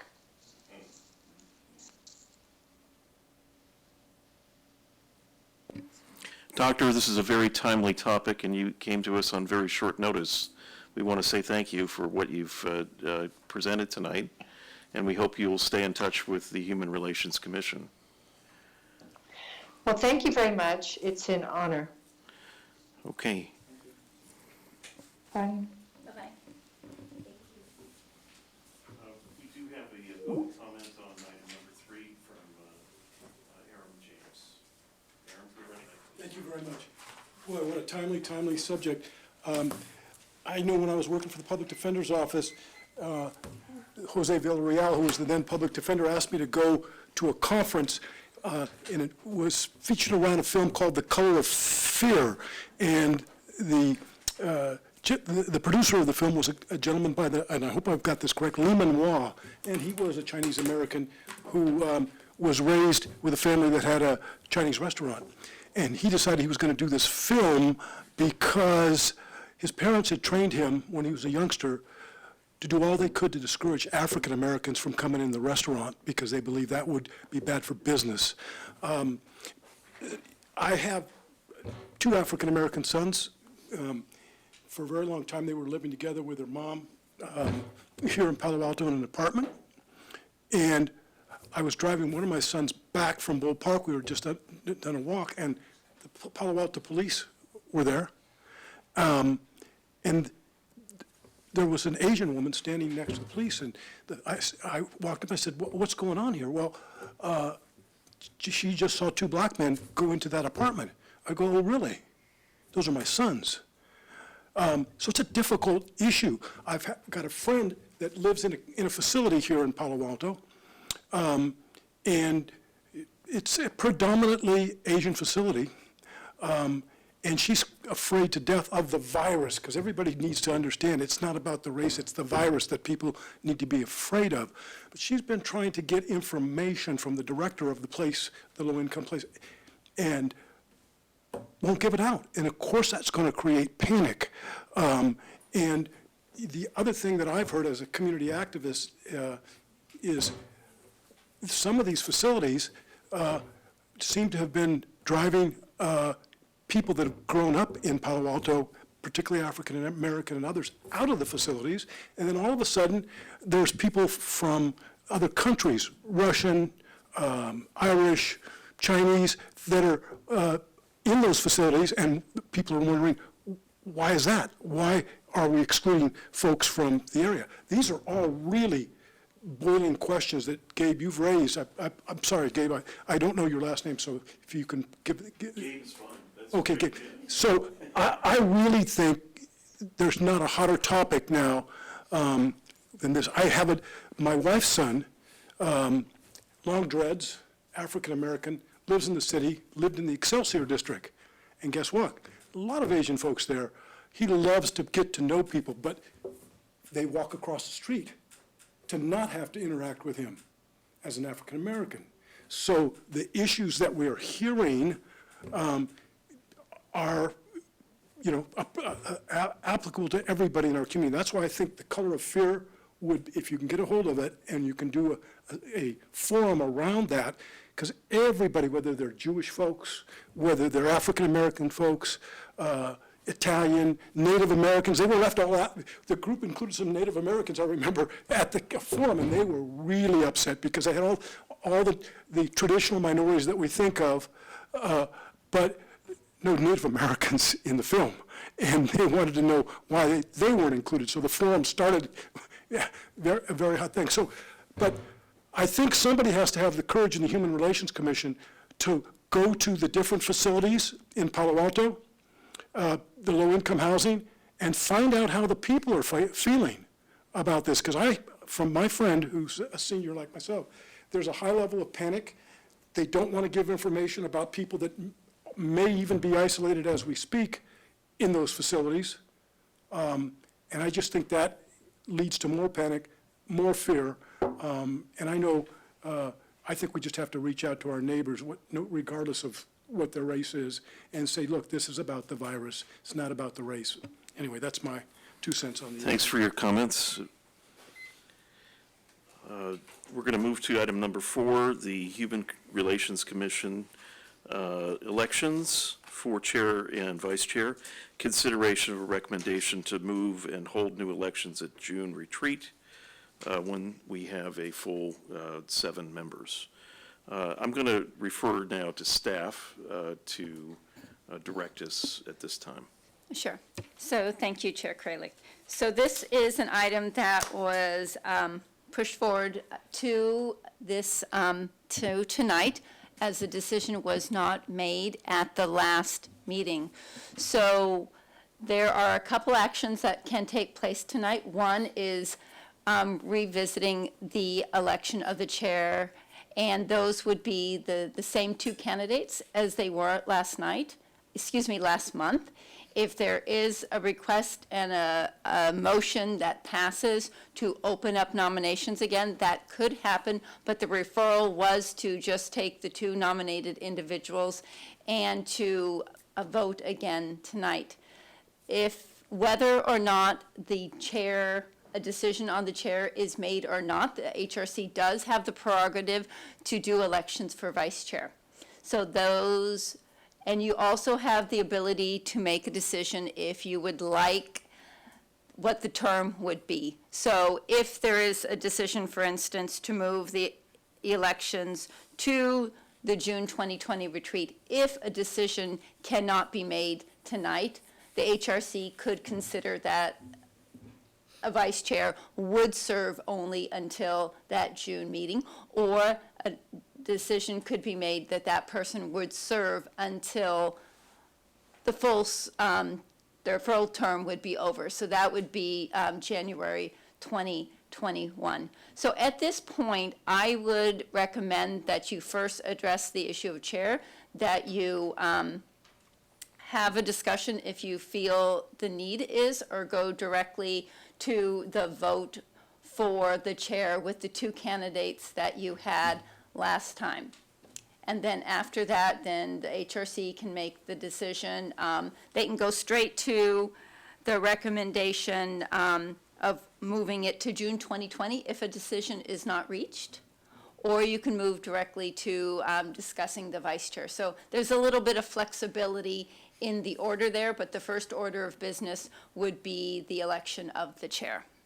Okay, I'm just going to ask that if you wish to speak, that you turn on your light and I will recognize you. I also have a speaker card in on the issue. Okay, thank you. Is there anyone that has a comment or a thought, or we can move right to the vote? Could we hear the oral first, or what's the process on that? Usually you introduce an item and then there's discussion, and then after the discussion is done, then you would hear from oral communications. Before the vote. Is that correct? That is correct. Okay, is there any discussion items at this time? Okay, not hearing any, go right ahead. You know, I read. Can you wait till you get Oh, I'm sorry. Thank you.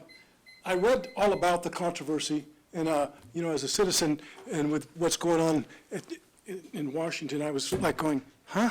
Well, you know, why do we need to be doing this rather than dealing directly with the human relation issues? We all have dysfunctional families, so I'm just going to say that at this point, the HRC, in the past, from everything I read about the controversy, looked like a very dysfunctional family. But that said, they may not remember me because it's been a long time, but I've been in contact with Steve Lee. Is that correct, Steve? Did I get it correct? I think you email. Yeah, and talk. And then Pastor Smith, I've sat at the same table where, on one of the race conferences that you set up a few years back, and I've been to your church on race issues as well. And I'm happy to see that it's down to 2 men of color that we're going to be voting potentially on.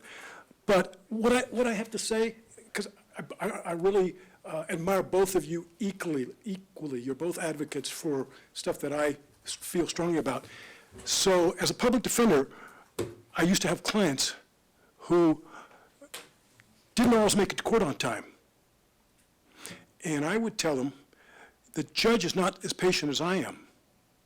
And you're going to go into custody if you're not on time. And I had a friend who told me, it goes like this. He said, having a good excuse for being late is not the same as being on time. Having a good excuse for not being at meetings is not the same as being at the meetings. I think it's a tiebreaker, and I'll leave it to you all to decide what I mean by that. But I think one person is a little bit further up because of the attendance record, if it's a tiebreaker. That's just me as a citizen, and, you know, there you go. Thank you, Aaron, for the comments. Are there any other discussion items that anyone wishes to raise? Not hearing any, seeing any lights on, we're going to go ahead and proceed to the vote. Thank you.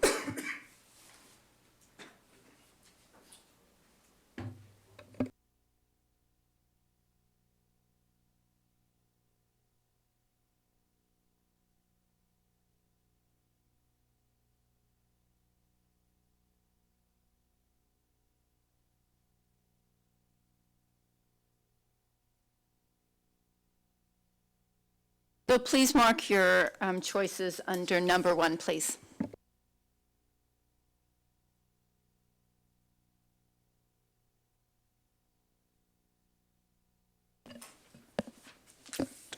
To clarify, that we can only vote between myself and Commissioner Smith. That is correct, because the item was forwarded.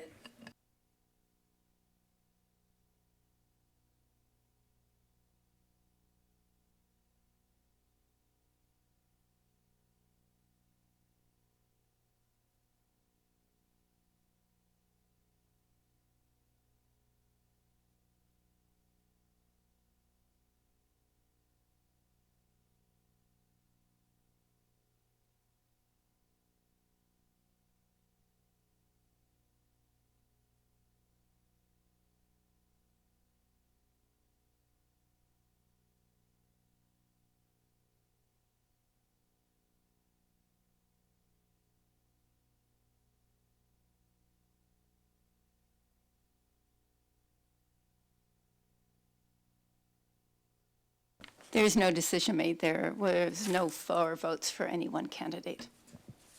Okay, we're going to open it up for discussion as to the next consideration. It seems like there's 2 possible things. One, to consider the Mr. Chair. recommendation. Hold on just a second. Recommendation to move and hold new elections. We could invite other candidates, but Commissioner Lee, go right ahead. Yes, at this time, I'd like to make a statement and then a motion. Could you speak up, please? Yes, at this time, I'm going to make a statement and then I'll make a motion. So this particular issue has been something that's been on my mind pretty continuously since our last meeting, and it's something that I've lost sleep over, something that has just consumed my thoughts over the last couple of weeks.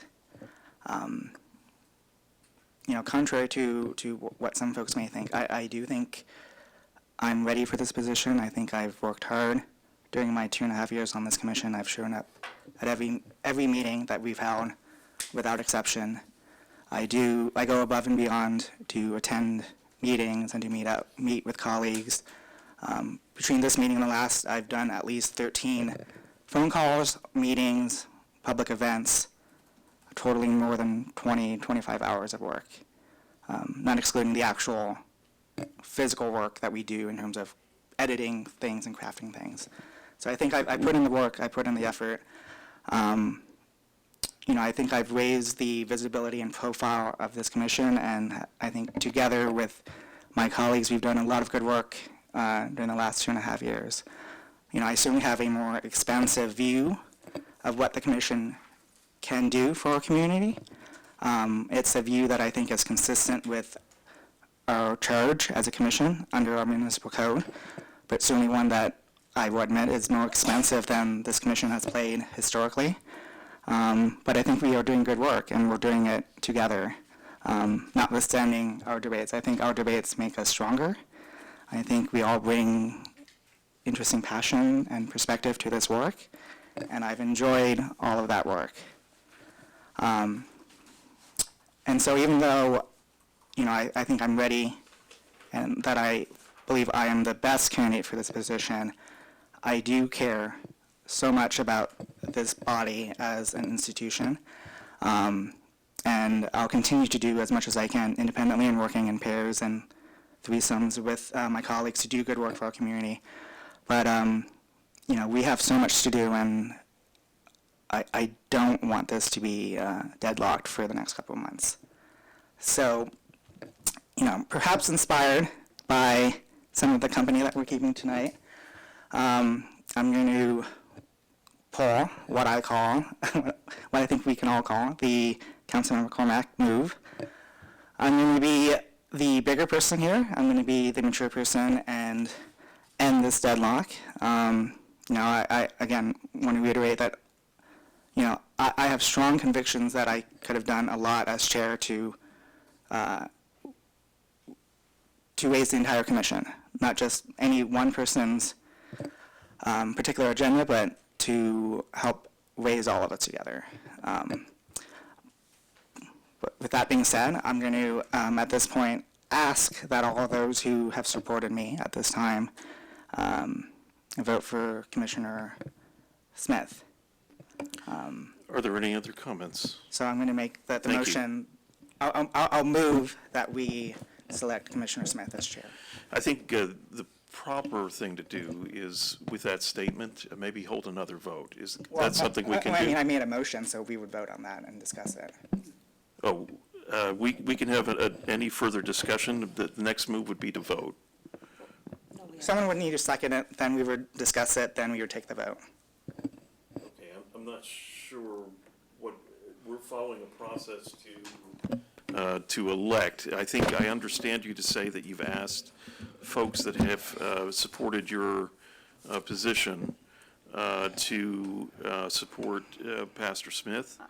And I think I'll just ask staff what the next step is. I think we can have further discussion onto your topic, but I do think that we have to have a vote. We moved with a motion to keep 2 candidates. So in Robert's rules, you have to go back against that motion. Yeah, I didn't hear him say he's going to remove his candidacy. I think he just called for someone to. Well, so I said I would move that we select Commissioner Smith as chair. And so if that has a second, then we can discuss it and then vote on. Okay, I don't hear a second at this time. No. Okay, I think I understand your comment to be that you've asked those to support, that supported you in the election. I think we've had 4 polls now, is that right? 4? That's correct. Okay, to support Pastor Smith. I think we should hold a vote, another vote. So So just to be clear, Commissioner Lee, you are withdrawing your name from consideration, is that correct? Or, Or were you requesting, you were trying to have a motion that your, the individuals that voted for you would change their vote? I think that would be individual decisions no, for each of those. The comment was persons. that I would ask that those who supported me to vote. And The then comment. the comment, Okay, the motion is that we vote to select Commissioner Smith as chair. I would say so- that I would feel much more comfortable if we just had the process That's as fine. it is, Then I- that it is a then I move ballot that that we each vote again. individual Okay. commissioner can respond to. Then I move that we do another round of balloting then. Okay, but are you withdrawing your name, or are you No. not withdrawing your name? No. You're not withdrawing your name. Okay, I thank you. mean, I just I'll wanted leave it to- up to my colleagues to decide, but, you know, I did make. Okay, make- thank you. I just wanted to be clear. okay, we'll go ahead and vote again. Thank you. If we could turn off our lights, or speaker lights, that'd be great.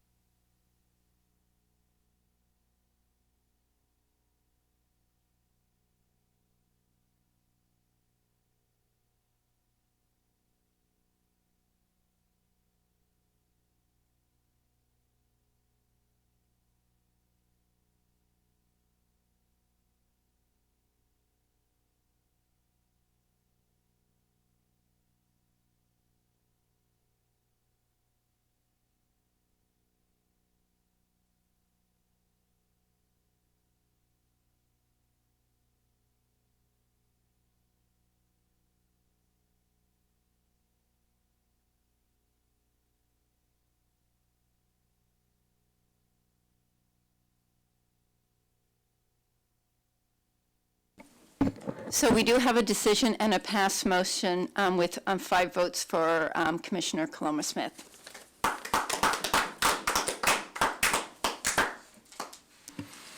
That's great. Are we going to let him move us on to the That vice is the chair role? protocol, that he would move on as chair and oversee the rest of the meeting. Let me just pass on my regular dual action to the pastor. Thank you. And wish you good luck. Hey, good job. I'm profoundly moved by Commissioner Lee's stance. I'm also profoundly moved by his dedication to this commission. As I spoke to him on the phone earlier, I made it clear I deeply admire his passion and work for what he's done on this commission. And he will continue to be an integral part of what we do here. My hope is that as a commission, tonight we received a mandate from Councilman Tanaka as far as homelessness. And we have some real meat and action items we can work in there. We heard so clearly about veterans and those with issues. And we've also heard about parts of our community that have been marginalized by irrational fares. So the HRC has a full docket of stuff, even in one night, that we need to deal with. So my hope is just to create frameworks and things that we can all work together really well. Thank you. Our next item, our next action of business is for vice chair. We will open with nominations. I'd like to nominate Valerie Stinger. Is there a second? I'll second that motion. Thank you. Do we have any other candidates? I think before you do that, you would ask Commissioner Stinger if she is willing to accept She said the thank you. nomination. She said thank you. That was, okay. Okay. Before we close, any other candidates? Do we need to take the vote, or can we just close? I think we can close, just as if folks found that was enough time, if there's any discussion, and then we can go to the vote. And just for clarity for staff, because we did produce 2 ballots, this would be for the full term to January 2021. Is that correct, Chair? Or other Yes. commission members? There was- That was your intention? Commissioner Savage. Okay. Thank you. I'd like to offer some more comments Yes, regarding please. that. I've known Valerie for more than a decade. She's got a wealth of experience, she's reliable, she's responsible, and there's a very good relationship already between she and the current chair. And she knows how to deal with people effectively. The two of you have a history of working together, and I just think it's a good match, good fit. Thank you. Any other comments? I can second that. I'd just like to say that I took over for Valerie, and I had the opportunity to work with her on many different things. But I do think she will be a good guiding force for you, Pastor Smith, as you take on this task, and your ability to interact with staff is going to only be enhanced as a leadership team, given her background, her experience as well. So I think she's going to be a wonderful candidate. Thank you. Any other comments? Ms. Valerie? I really appreciate that. Thank you very much. Looking around the table, we are a group of volunteers with an extreme pool of talent, and thank you. I kind of liken this to a repertoire company. We are competing for the lead role, but when the vote's done, we're going to work really hard together because we have a show to put on. And I enjoy working with each one of you and respect the talents immensely that sit at this table. Thank you so much. I know I personally would not be here if it wasn't for Commissioner Stinger. We did, after the Charleston shooting, I did a community rally on racism, and then she captured my attention, and I think we are on our 8th or 9th event in the last 4 or 5 years, so I'm grateful for her work. Staff, do we have a vote? Yes, we have a decision. The motion passed with a vote of 6-0. 6 votes.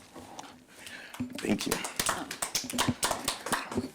Chair Smith? Yes. I just wanted to congratulate you as well as Commissioner Stinger on the new positions. I think we're headed for a wonderful year. And I just also wanted to talk to Commissioner Lee. I think that was a really gracious thing you did. I'm sure it wasn't easy, but for the sake of the commission, you selflessly stepped aside, and I do appreciate that. Thank you.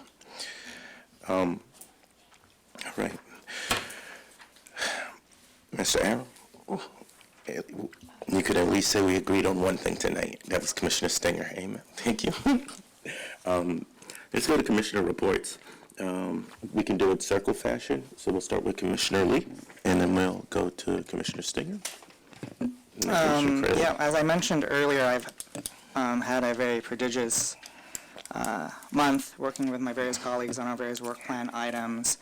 Working with Commissioner Regier, we've been meeting with various groups in the community who might assist with some of our homelessness and housing related work plan items, and hopefully we can get something on the agenda in the next couple of months with regards to those two topics. I would like to invite both of you to the meeting that the clergy and city staff will be having. It will be on... no, I'll tell you, I have it in my emails, in my text. The first initial small group meeting will be on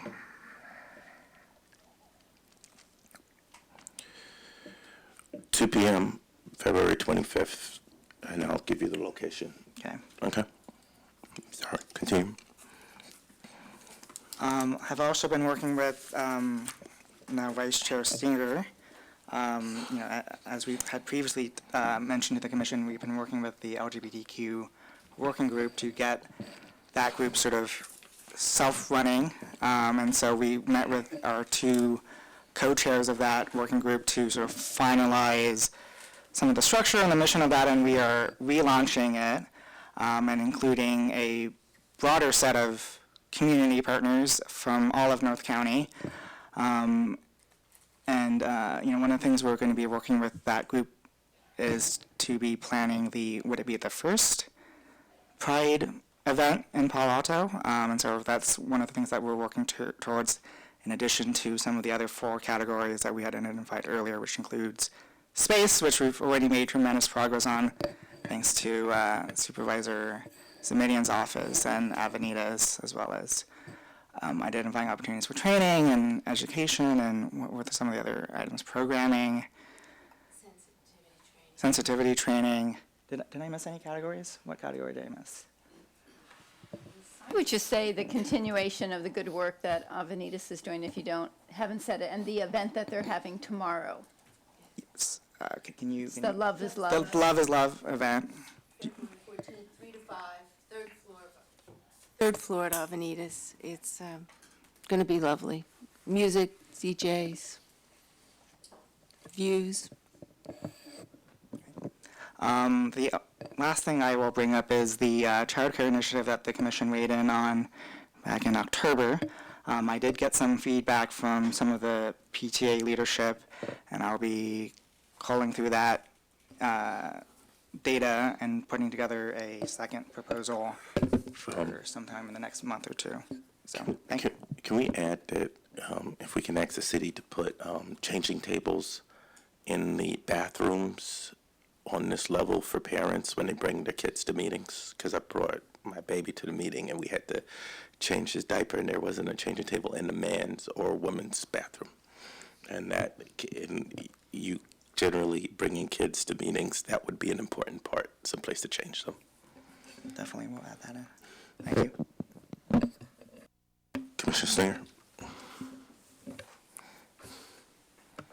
We held a convening of community leaders on January 23rd to talk about vaping in the local response. And this was an activity of Healthy Cities, Healthy Communities with PAMF. And we will be summarizing that more formally. So I just want to touch on this now because these are sort of my edits, but not sanctioned by the committee. We found some gaps in programming at the middle school level, some gaps in mental health treatments, parent education, and we have some groups that want to address those needs, and we will be trying to identify, empower those groups to take the initiative by themselves and carry forward. One of the findings, or one of the follow-ups that we need to do, or I believe we really need to do, is to recognize and applaud PAMF. They put out a huge effort to bring some 65 people together to look at what's being done, what are the gaps in service, what do they need to continue their work. And they will continue to take this issue forward. How do you propose we recognize them? Is it a letter? Is it a resolution? Is it, what would you envision the recognition looking like? A resolution would be lovely. I think we also need to just be very conscious in the press to give them credit when we go to council, when we speak in public places. Okay. Minka, did you want to add to that? I was just going to say there are 2 options. One, through the work of the Healthy Cities, Healthy Communities, and the HRC also has a recognition process for community groups that was fashioned a couple years ago, so the chair and the vice chair could consider that as well. Can we get a full description of the work they've done for the next meeting, and then we could bring it to general conversation to see if we should do some sort of resolution or official recognition? I would love to do that. Okay, thank you. So we did meet as a subcommittee after that vaping group, and I think one of the things that impressed us was the self-starting and also the determination of the students. And one of the comments that was made is really, I thought, very effective comment, was how the students felt it important to take on the leadership of the response to vaping, because they didn't want to be lectured to. They wanted to have the ability to set out their own ideas about how to talk about it. And I think one of the ways that we can do that is to support them. And I think, I'm sure that as we meet as a subcommittee again, we will identify certain recommendations for the HRC to move forward. I think we had some good speakers tonight. I did work on that, and I think both the Veterans Group and Dr. Eggleston brought some really good information. I do think that, in the context of our group, discussion is really important, and being open about ideas is important. And so I just want to encourage all of us to continue to do that. Commissioner Bergier. Commissioner Curlick, could we have recommendations next meeting? I can do that. Thank you. The vice chair says she can make that happen. So we'll have the letter and the recommendations, right? Okay, cool. I'm really glad you guys are kind of trying to lead the charge on the vaping. On the council, we've also taken some action, as you guys know, and staff is actually looking at, that really dealt with the supply side in terms of banning the sale, but I think there's a large part that could be done we dealt with the supply side. I think there's a lot that could be done on the demand side, right? What can we do?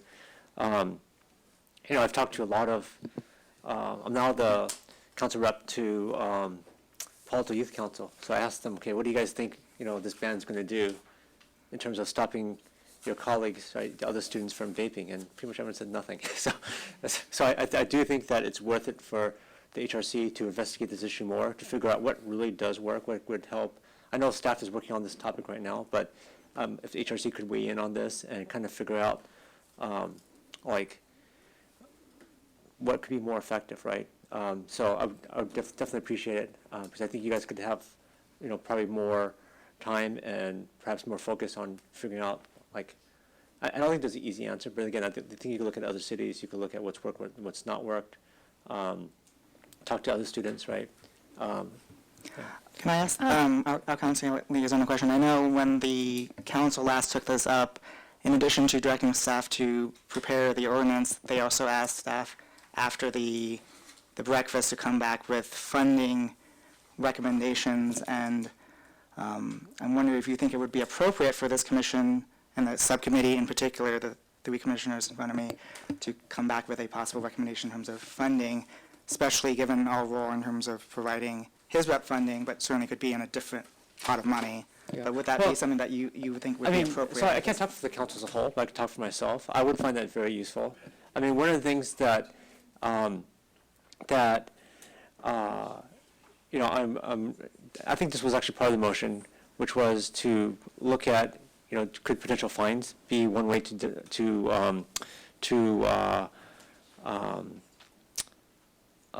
discourage the use. And a lot of students think so, but there's also a lot of potential pitfalls to it as well, in terms of fairness and all the other kind of stuff. So I think, I for one don't think that we have the magic answer right now. I think this is a very tough, hard problem. It's something that's spreading among our youth quite rapidly, even at the middle school, which is kind of sad. And so I'm looking for the best ideas and best brains on this. So I don't want to discuss it, but I would ask that the committee consider bringing one of the recommendations, including. Yeah, I think you guys have to figure that out, but I personally would, as a council member, I would find that very, very informative, especially if we could get feedback before this comes back to council. Can I just interject, as far as the timing, Chair Smith, is that I would like to have some kind of flexibility for the Healthy Cities, Healthy Communities to do some of their follow-up. Vice Chair Stinger is on that. I would rather, instead of just saying, okay, it has to be next month at the HRC, to to look at the timing of this and do it when it makes sense that the HRC can be informed by the analysis that the subcommittee on the Healthy Cities, Healthy Communities group has done on the vaping event and the next steps and some of what they've heard back. So I do believe there is obviously a role for the Human Relations Commission to discuss next steps, but I wouldn't want that to happen without some of that important work on the Healthy Cities committee to happen first. So I'm not asking for a great delay, but I'm just not sure that the information would be there to have a productive conversation. So this is something we can discuss at agenda planning, but Okay. I will say that I would like that to be, considered flexible. so that whatever recommendations HRC may have really feel like they come in concert with the work that the Healthy Cities Committee has done. And that all that acknowledges that the leadership you've provided for this topic up until today. Thank you. Chair Smith, can I have 2 more sentences? I was trying to be really brief since we were just doing commissioner reports. But we've talked about the strength of the teen voice. And one of the statements that they made that I think is really important is, we've seen it, it's on us. And the high school students were saying they wanted to be instrumental in speaking to the middle school students and using peer-to-peer influence and trying to demysticize some of the myths. And in that vein, the Palo Alto Youth Council is doing a program, Escaping Vaping, on April 2nd at 7:30. And it's a student-organized panel primarily targeted to the parents. And they've taken some of the myths about vaping and tried to present it from their standpoint, because they've said clearly that the medical facts aren't deterring them. If they can see the experience of other students, that's much more helpful. So they're stepping up, and we need to just let them go and encourage them, give them what they need. Thank you so much. Commissioner Regehr? I have nothing to report. Commissioner Savage?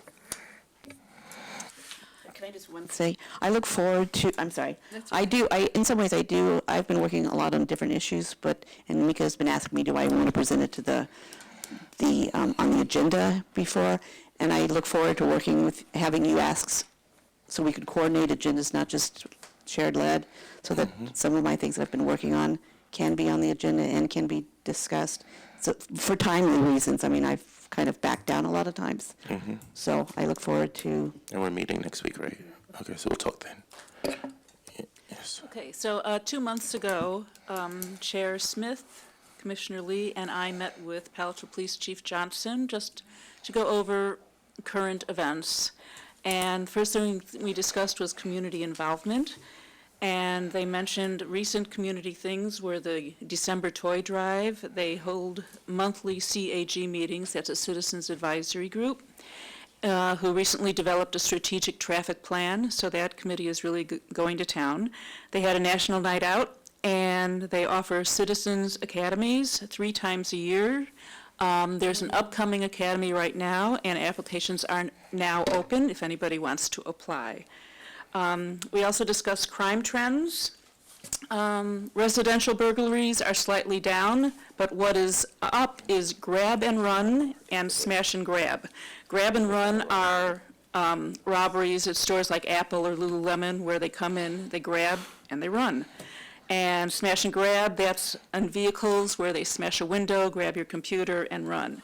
Both of those are on the increase.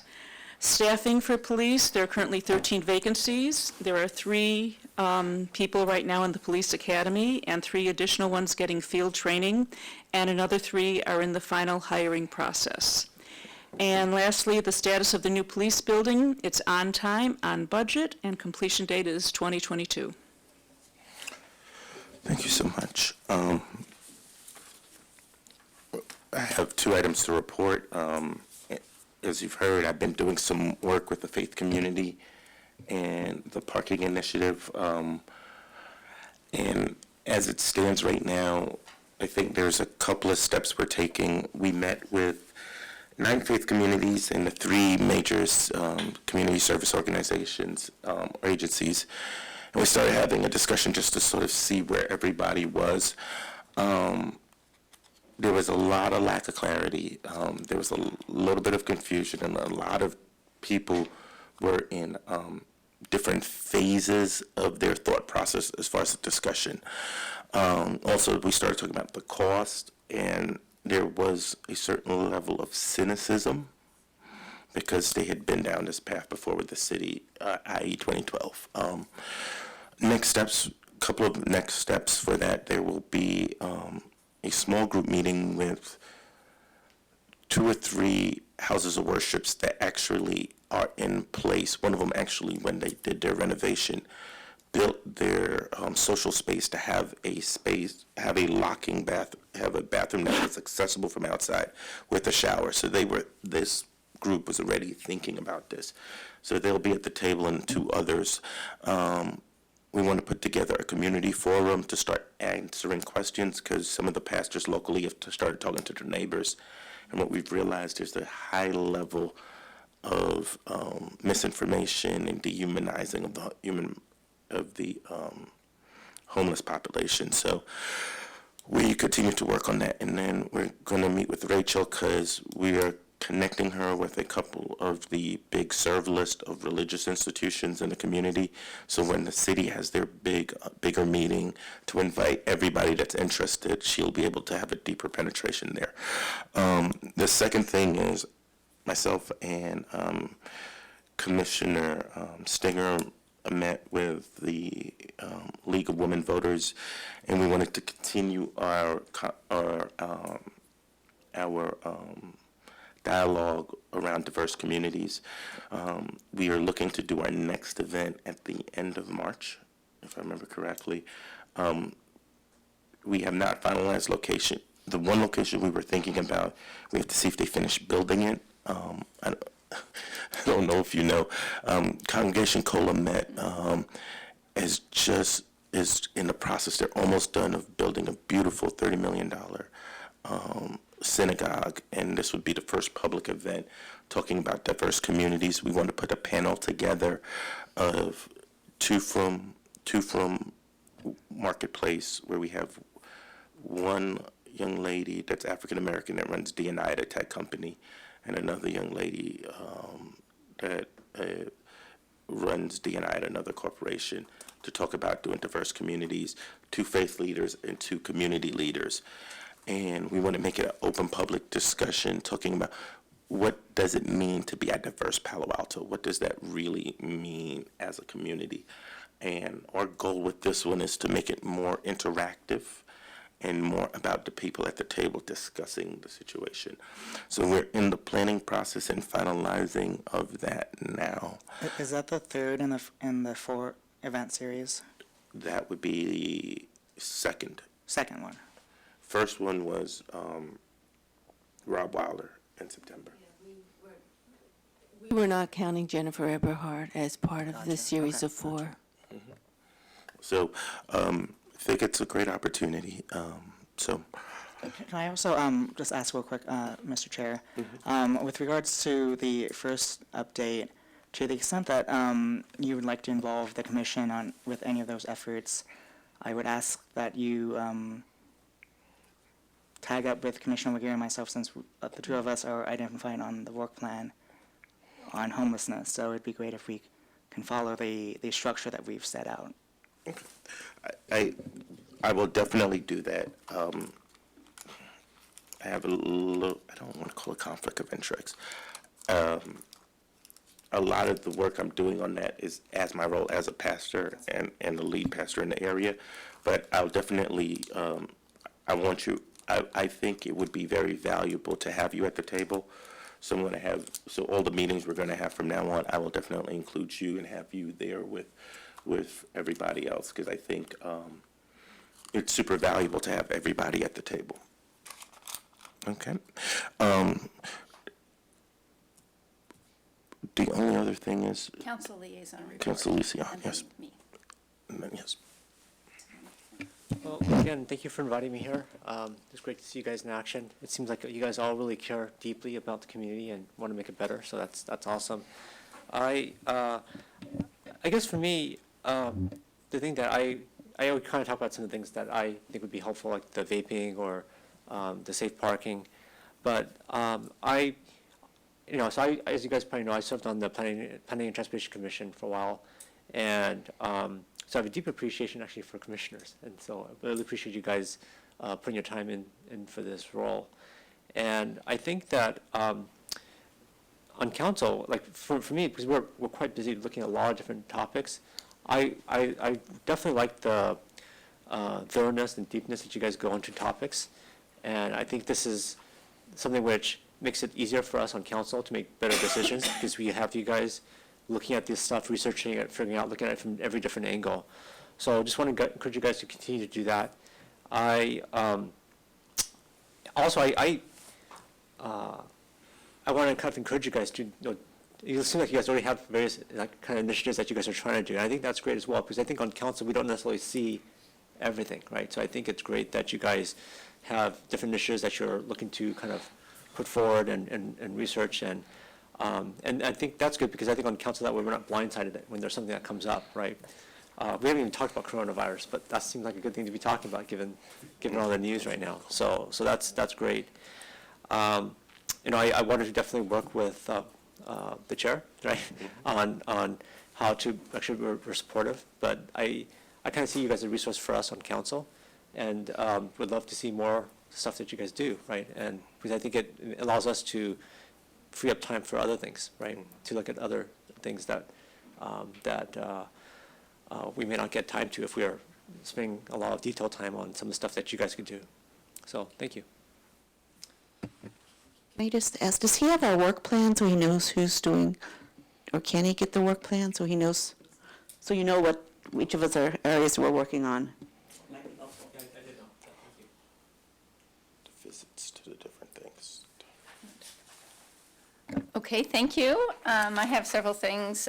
First is I'd like to give out a copy of Hot Off the Presses Community Services annual report, and we do that in the form of a calendar. You all are listed in here and thanked for your service. Human Services, the operation that Mary and I serve the city with, is one of the months. Do you remember what month? We might be September, and there is a picture of Senior Friendship Day, and that is a program that is a collaboration between the city, the adult school, La Comida, and Avenidas. It is mostly Chinese elders, so there's a great picture in here, so I will hand that out. The second thing is your HISRAP site visits. That list has been sent out. Everybody is signed up except for Commissioner Kralik. If you could take the time to look at the list, if you are able to take the time to make any visits. And then once you have done so, Chair, then I will send an email out to all the commissioners and those that are listed as leads. I ask that you take the time to start initiating those visits. Mary has sent an email out to all of our key contacts at those agencies so they know to expect your contact. Just as a reminder, this is a social visits. Of course, questions can be asked, but Mary and I take on the role of really analyzing the effectiveness of their management of the HISRAP grant. Related to HISRAP, in that the HRC has a role on next month's agenda is Community Development Block Grant, second year. So in that capacity, for those that have served for a while may know what I'm about to say, but the CDBG staff does meet with the subcommittee from the HRC to look at the decisions that need to be made for year two. Protocol has usually been that those that served on the year one committee serve on the Year 2 committee. So that would be Commissioner Lee and Vice Chair Stinger. There is one spot open from Commissioner Bromblatt, who is no longer serving. So we need a third person. So what I would say is Commissioner Kralik, the process that he and I had discussed is that anybody who is interested would let me know, and then the chair would make the decision of who would serve. Often it's easy for folks who have done it before because they kind of have the process, but that isn't a requirement. So anybody, I'd like to just stay with the process that he identified. So if you are interested, can you let me know by tomorrow? Can we let you know now? You can. Okay, I'd be interested. Okay, Can I ask a question? I know historically that's how this commission has done it, but technically, shouldn't the commission vote on who is on a subcommittee? Because this is time sensitive, that can happen, but this is just trying to I fill think that. in the future we can try to do that. Okay, that this was a decision made, the chair, just to be more effective, because this subcommittee will be meeting in the next week or so. I'll withdraw my name. Let's have Patty do it and move on. Thank you. Okay, the other thing is just a reminder that there are 3 positions on the HRC, 2 terms that end May 31st by current commissioners who would be eligible to reapply if they so desired, and 1 term that is empty. So I'm not sure, I got the information from the clerk's office, not sure if you as individual members have received that. Okay, then I will pass that on to you. The other thing is to... Can I ask a question on that one? Is it possible, because I know that when Daryl and I applied, and I can't remember the other woman's name, the process was different for each one of us. Like Daryl got it videotaped just with one commissioner, I think. It was you. And I met with everyone, and I think that it should be a consistent way of interviewing or something. I mean, I don't know how to say that, but I think that it seems like we should be consistent. Okay, so that feedback, there are 2 council members here, and I can provide that feedback back to the clerk's office.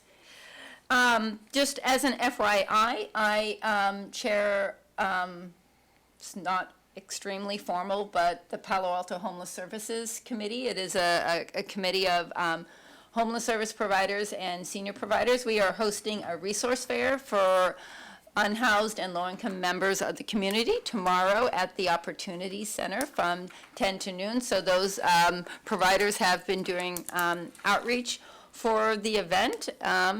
You're welcome to stop by, but that's tomorrow, 10 to noon at the Opportunity Center. Can I ask something? Can we start like a Google Doc and just start listing all the various events that different people want to do, and we can add it to it so that we have one, like a repository of things that people go to?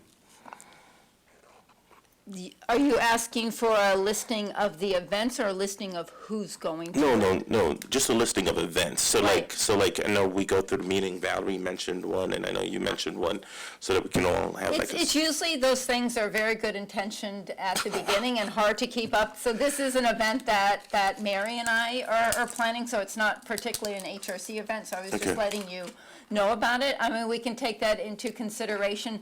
There is a spot that needs to be developed on the HRC website that talks about that HRC events and past events can be listed on. I think if the leadership committee wants to talk about something else, we can definitely do so.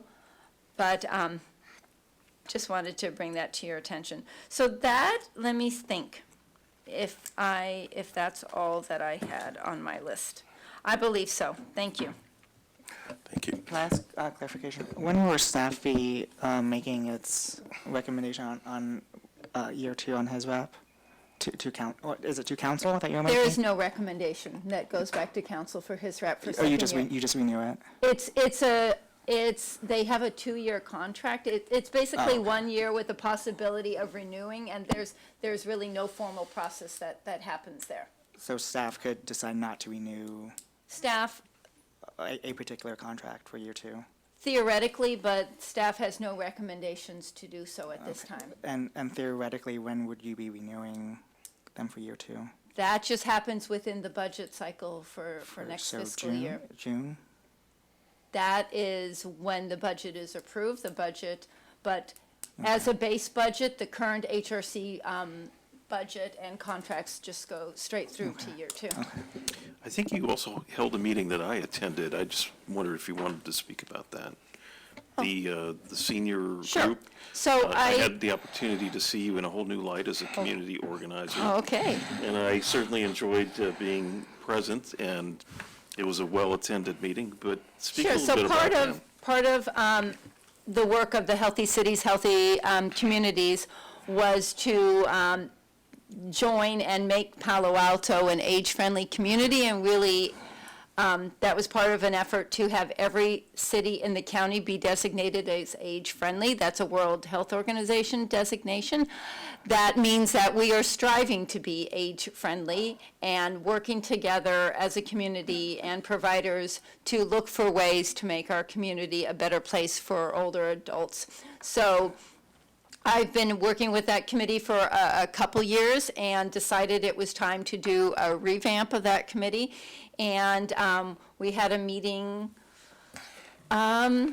just under a month ago. We had at least 25 individuals in the room that work with older adults in one capacity or the other. And we are meeting again next week to look.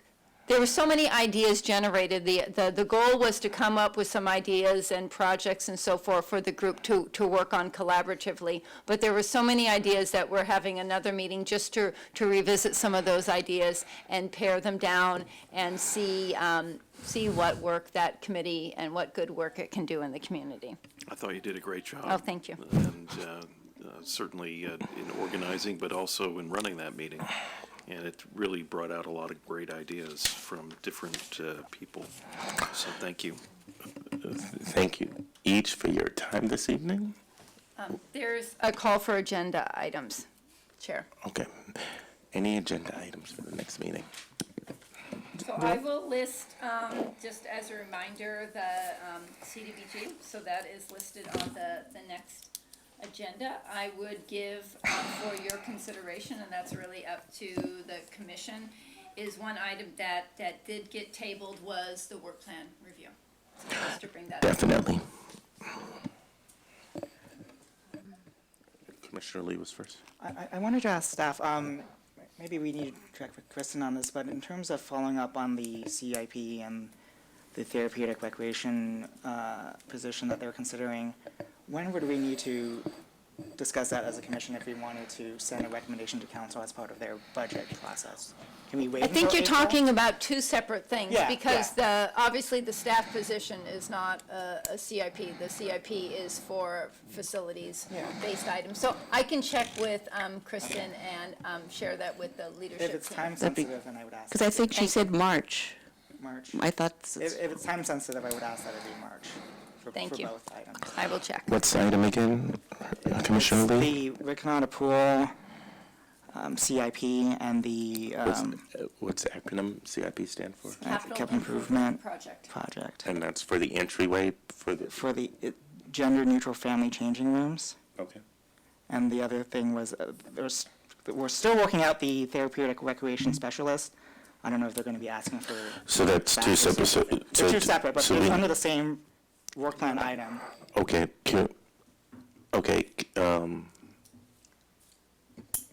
It's really a staff follow-up item. okay. And so we're waiting on the timing for staff to let us know when we can make a recommendation? Yeah. Staff will let you know timing as far as when it could be brought back to this committee, and you can make a decision if you want to make a recommendation to the council. That would probably just be shared with council when they do the budget Yeah. process, which goes to the finance committee. Okay. Thank you very much. Any other items? Two items, one an update on vaping and the healthy cities, healthy communities progress. And we had talked about perhaps revising our schedule of election retreat and setting a work plan for the year. And I'd like to look at that maybe our retreat would be better in February or March, right after the council's retreat, and when you have a full year to act on an action plan. I like the thinking to that. We'll review it with the work plan, and then we can bring it to a vote to the body to see if they want to move it for the following year. I don't think we can move it for this year. We'd have to keep it June, but it would affect the next group for the following year. Any other items? I'd like to second the vaping discussion, just as in way of update.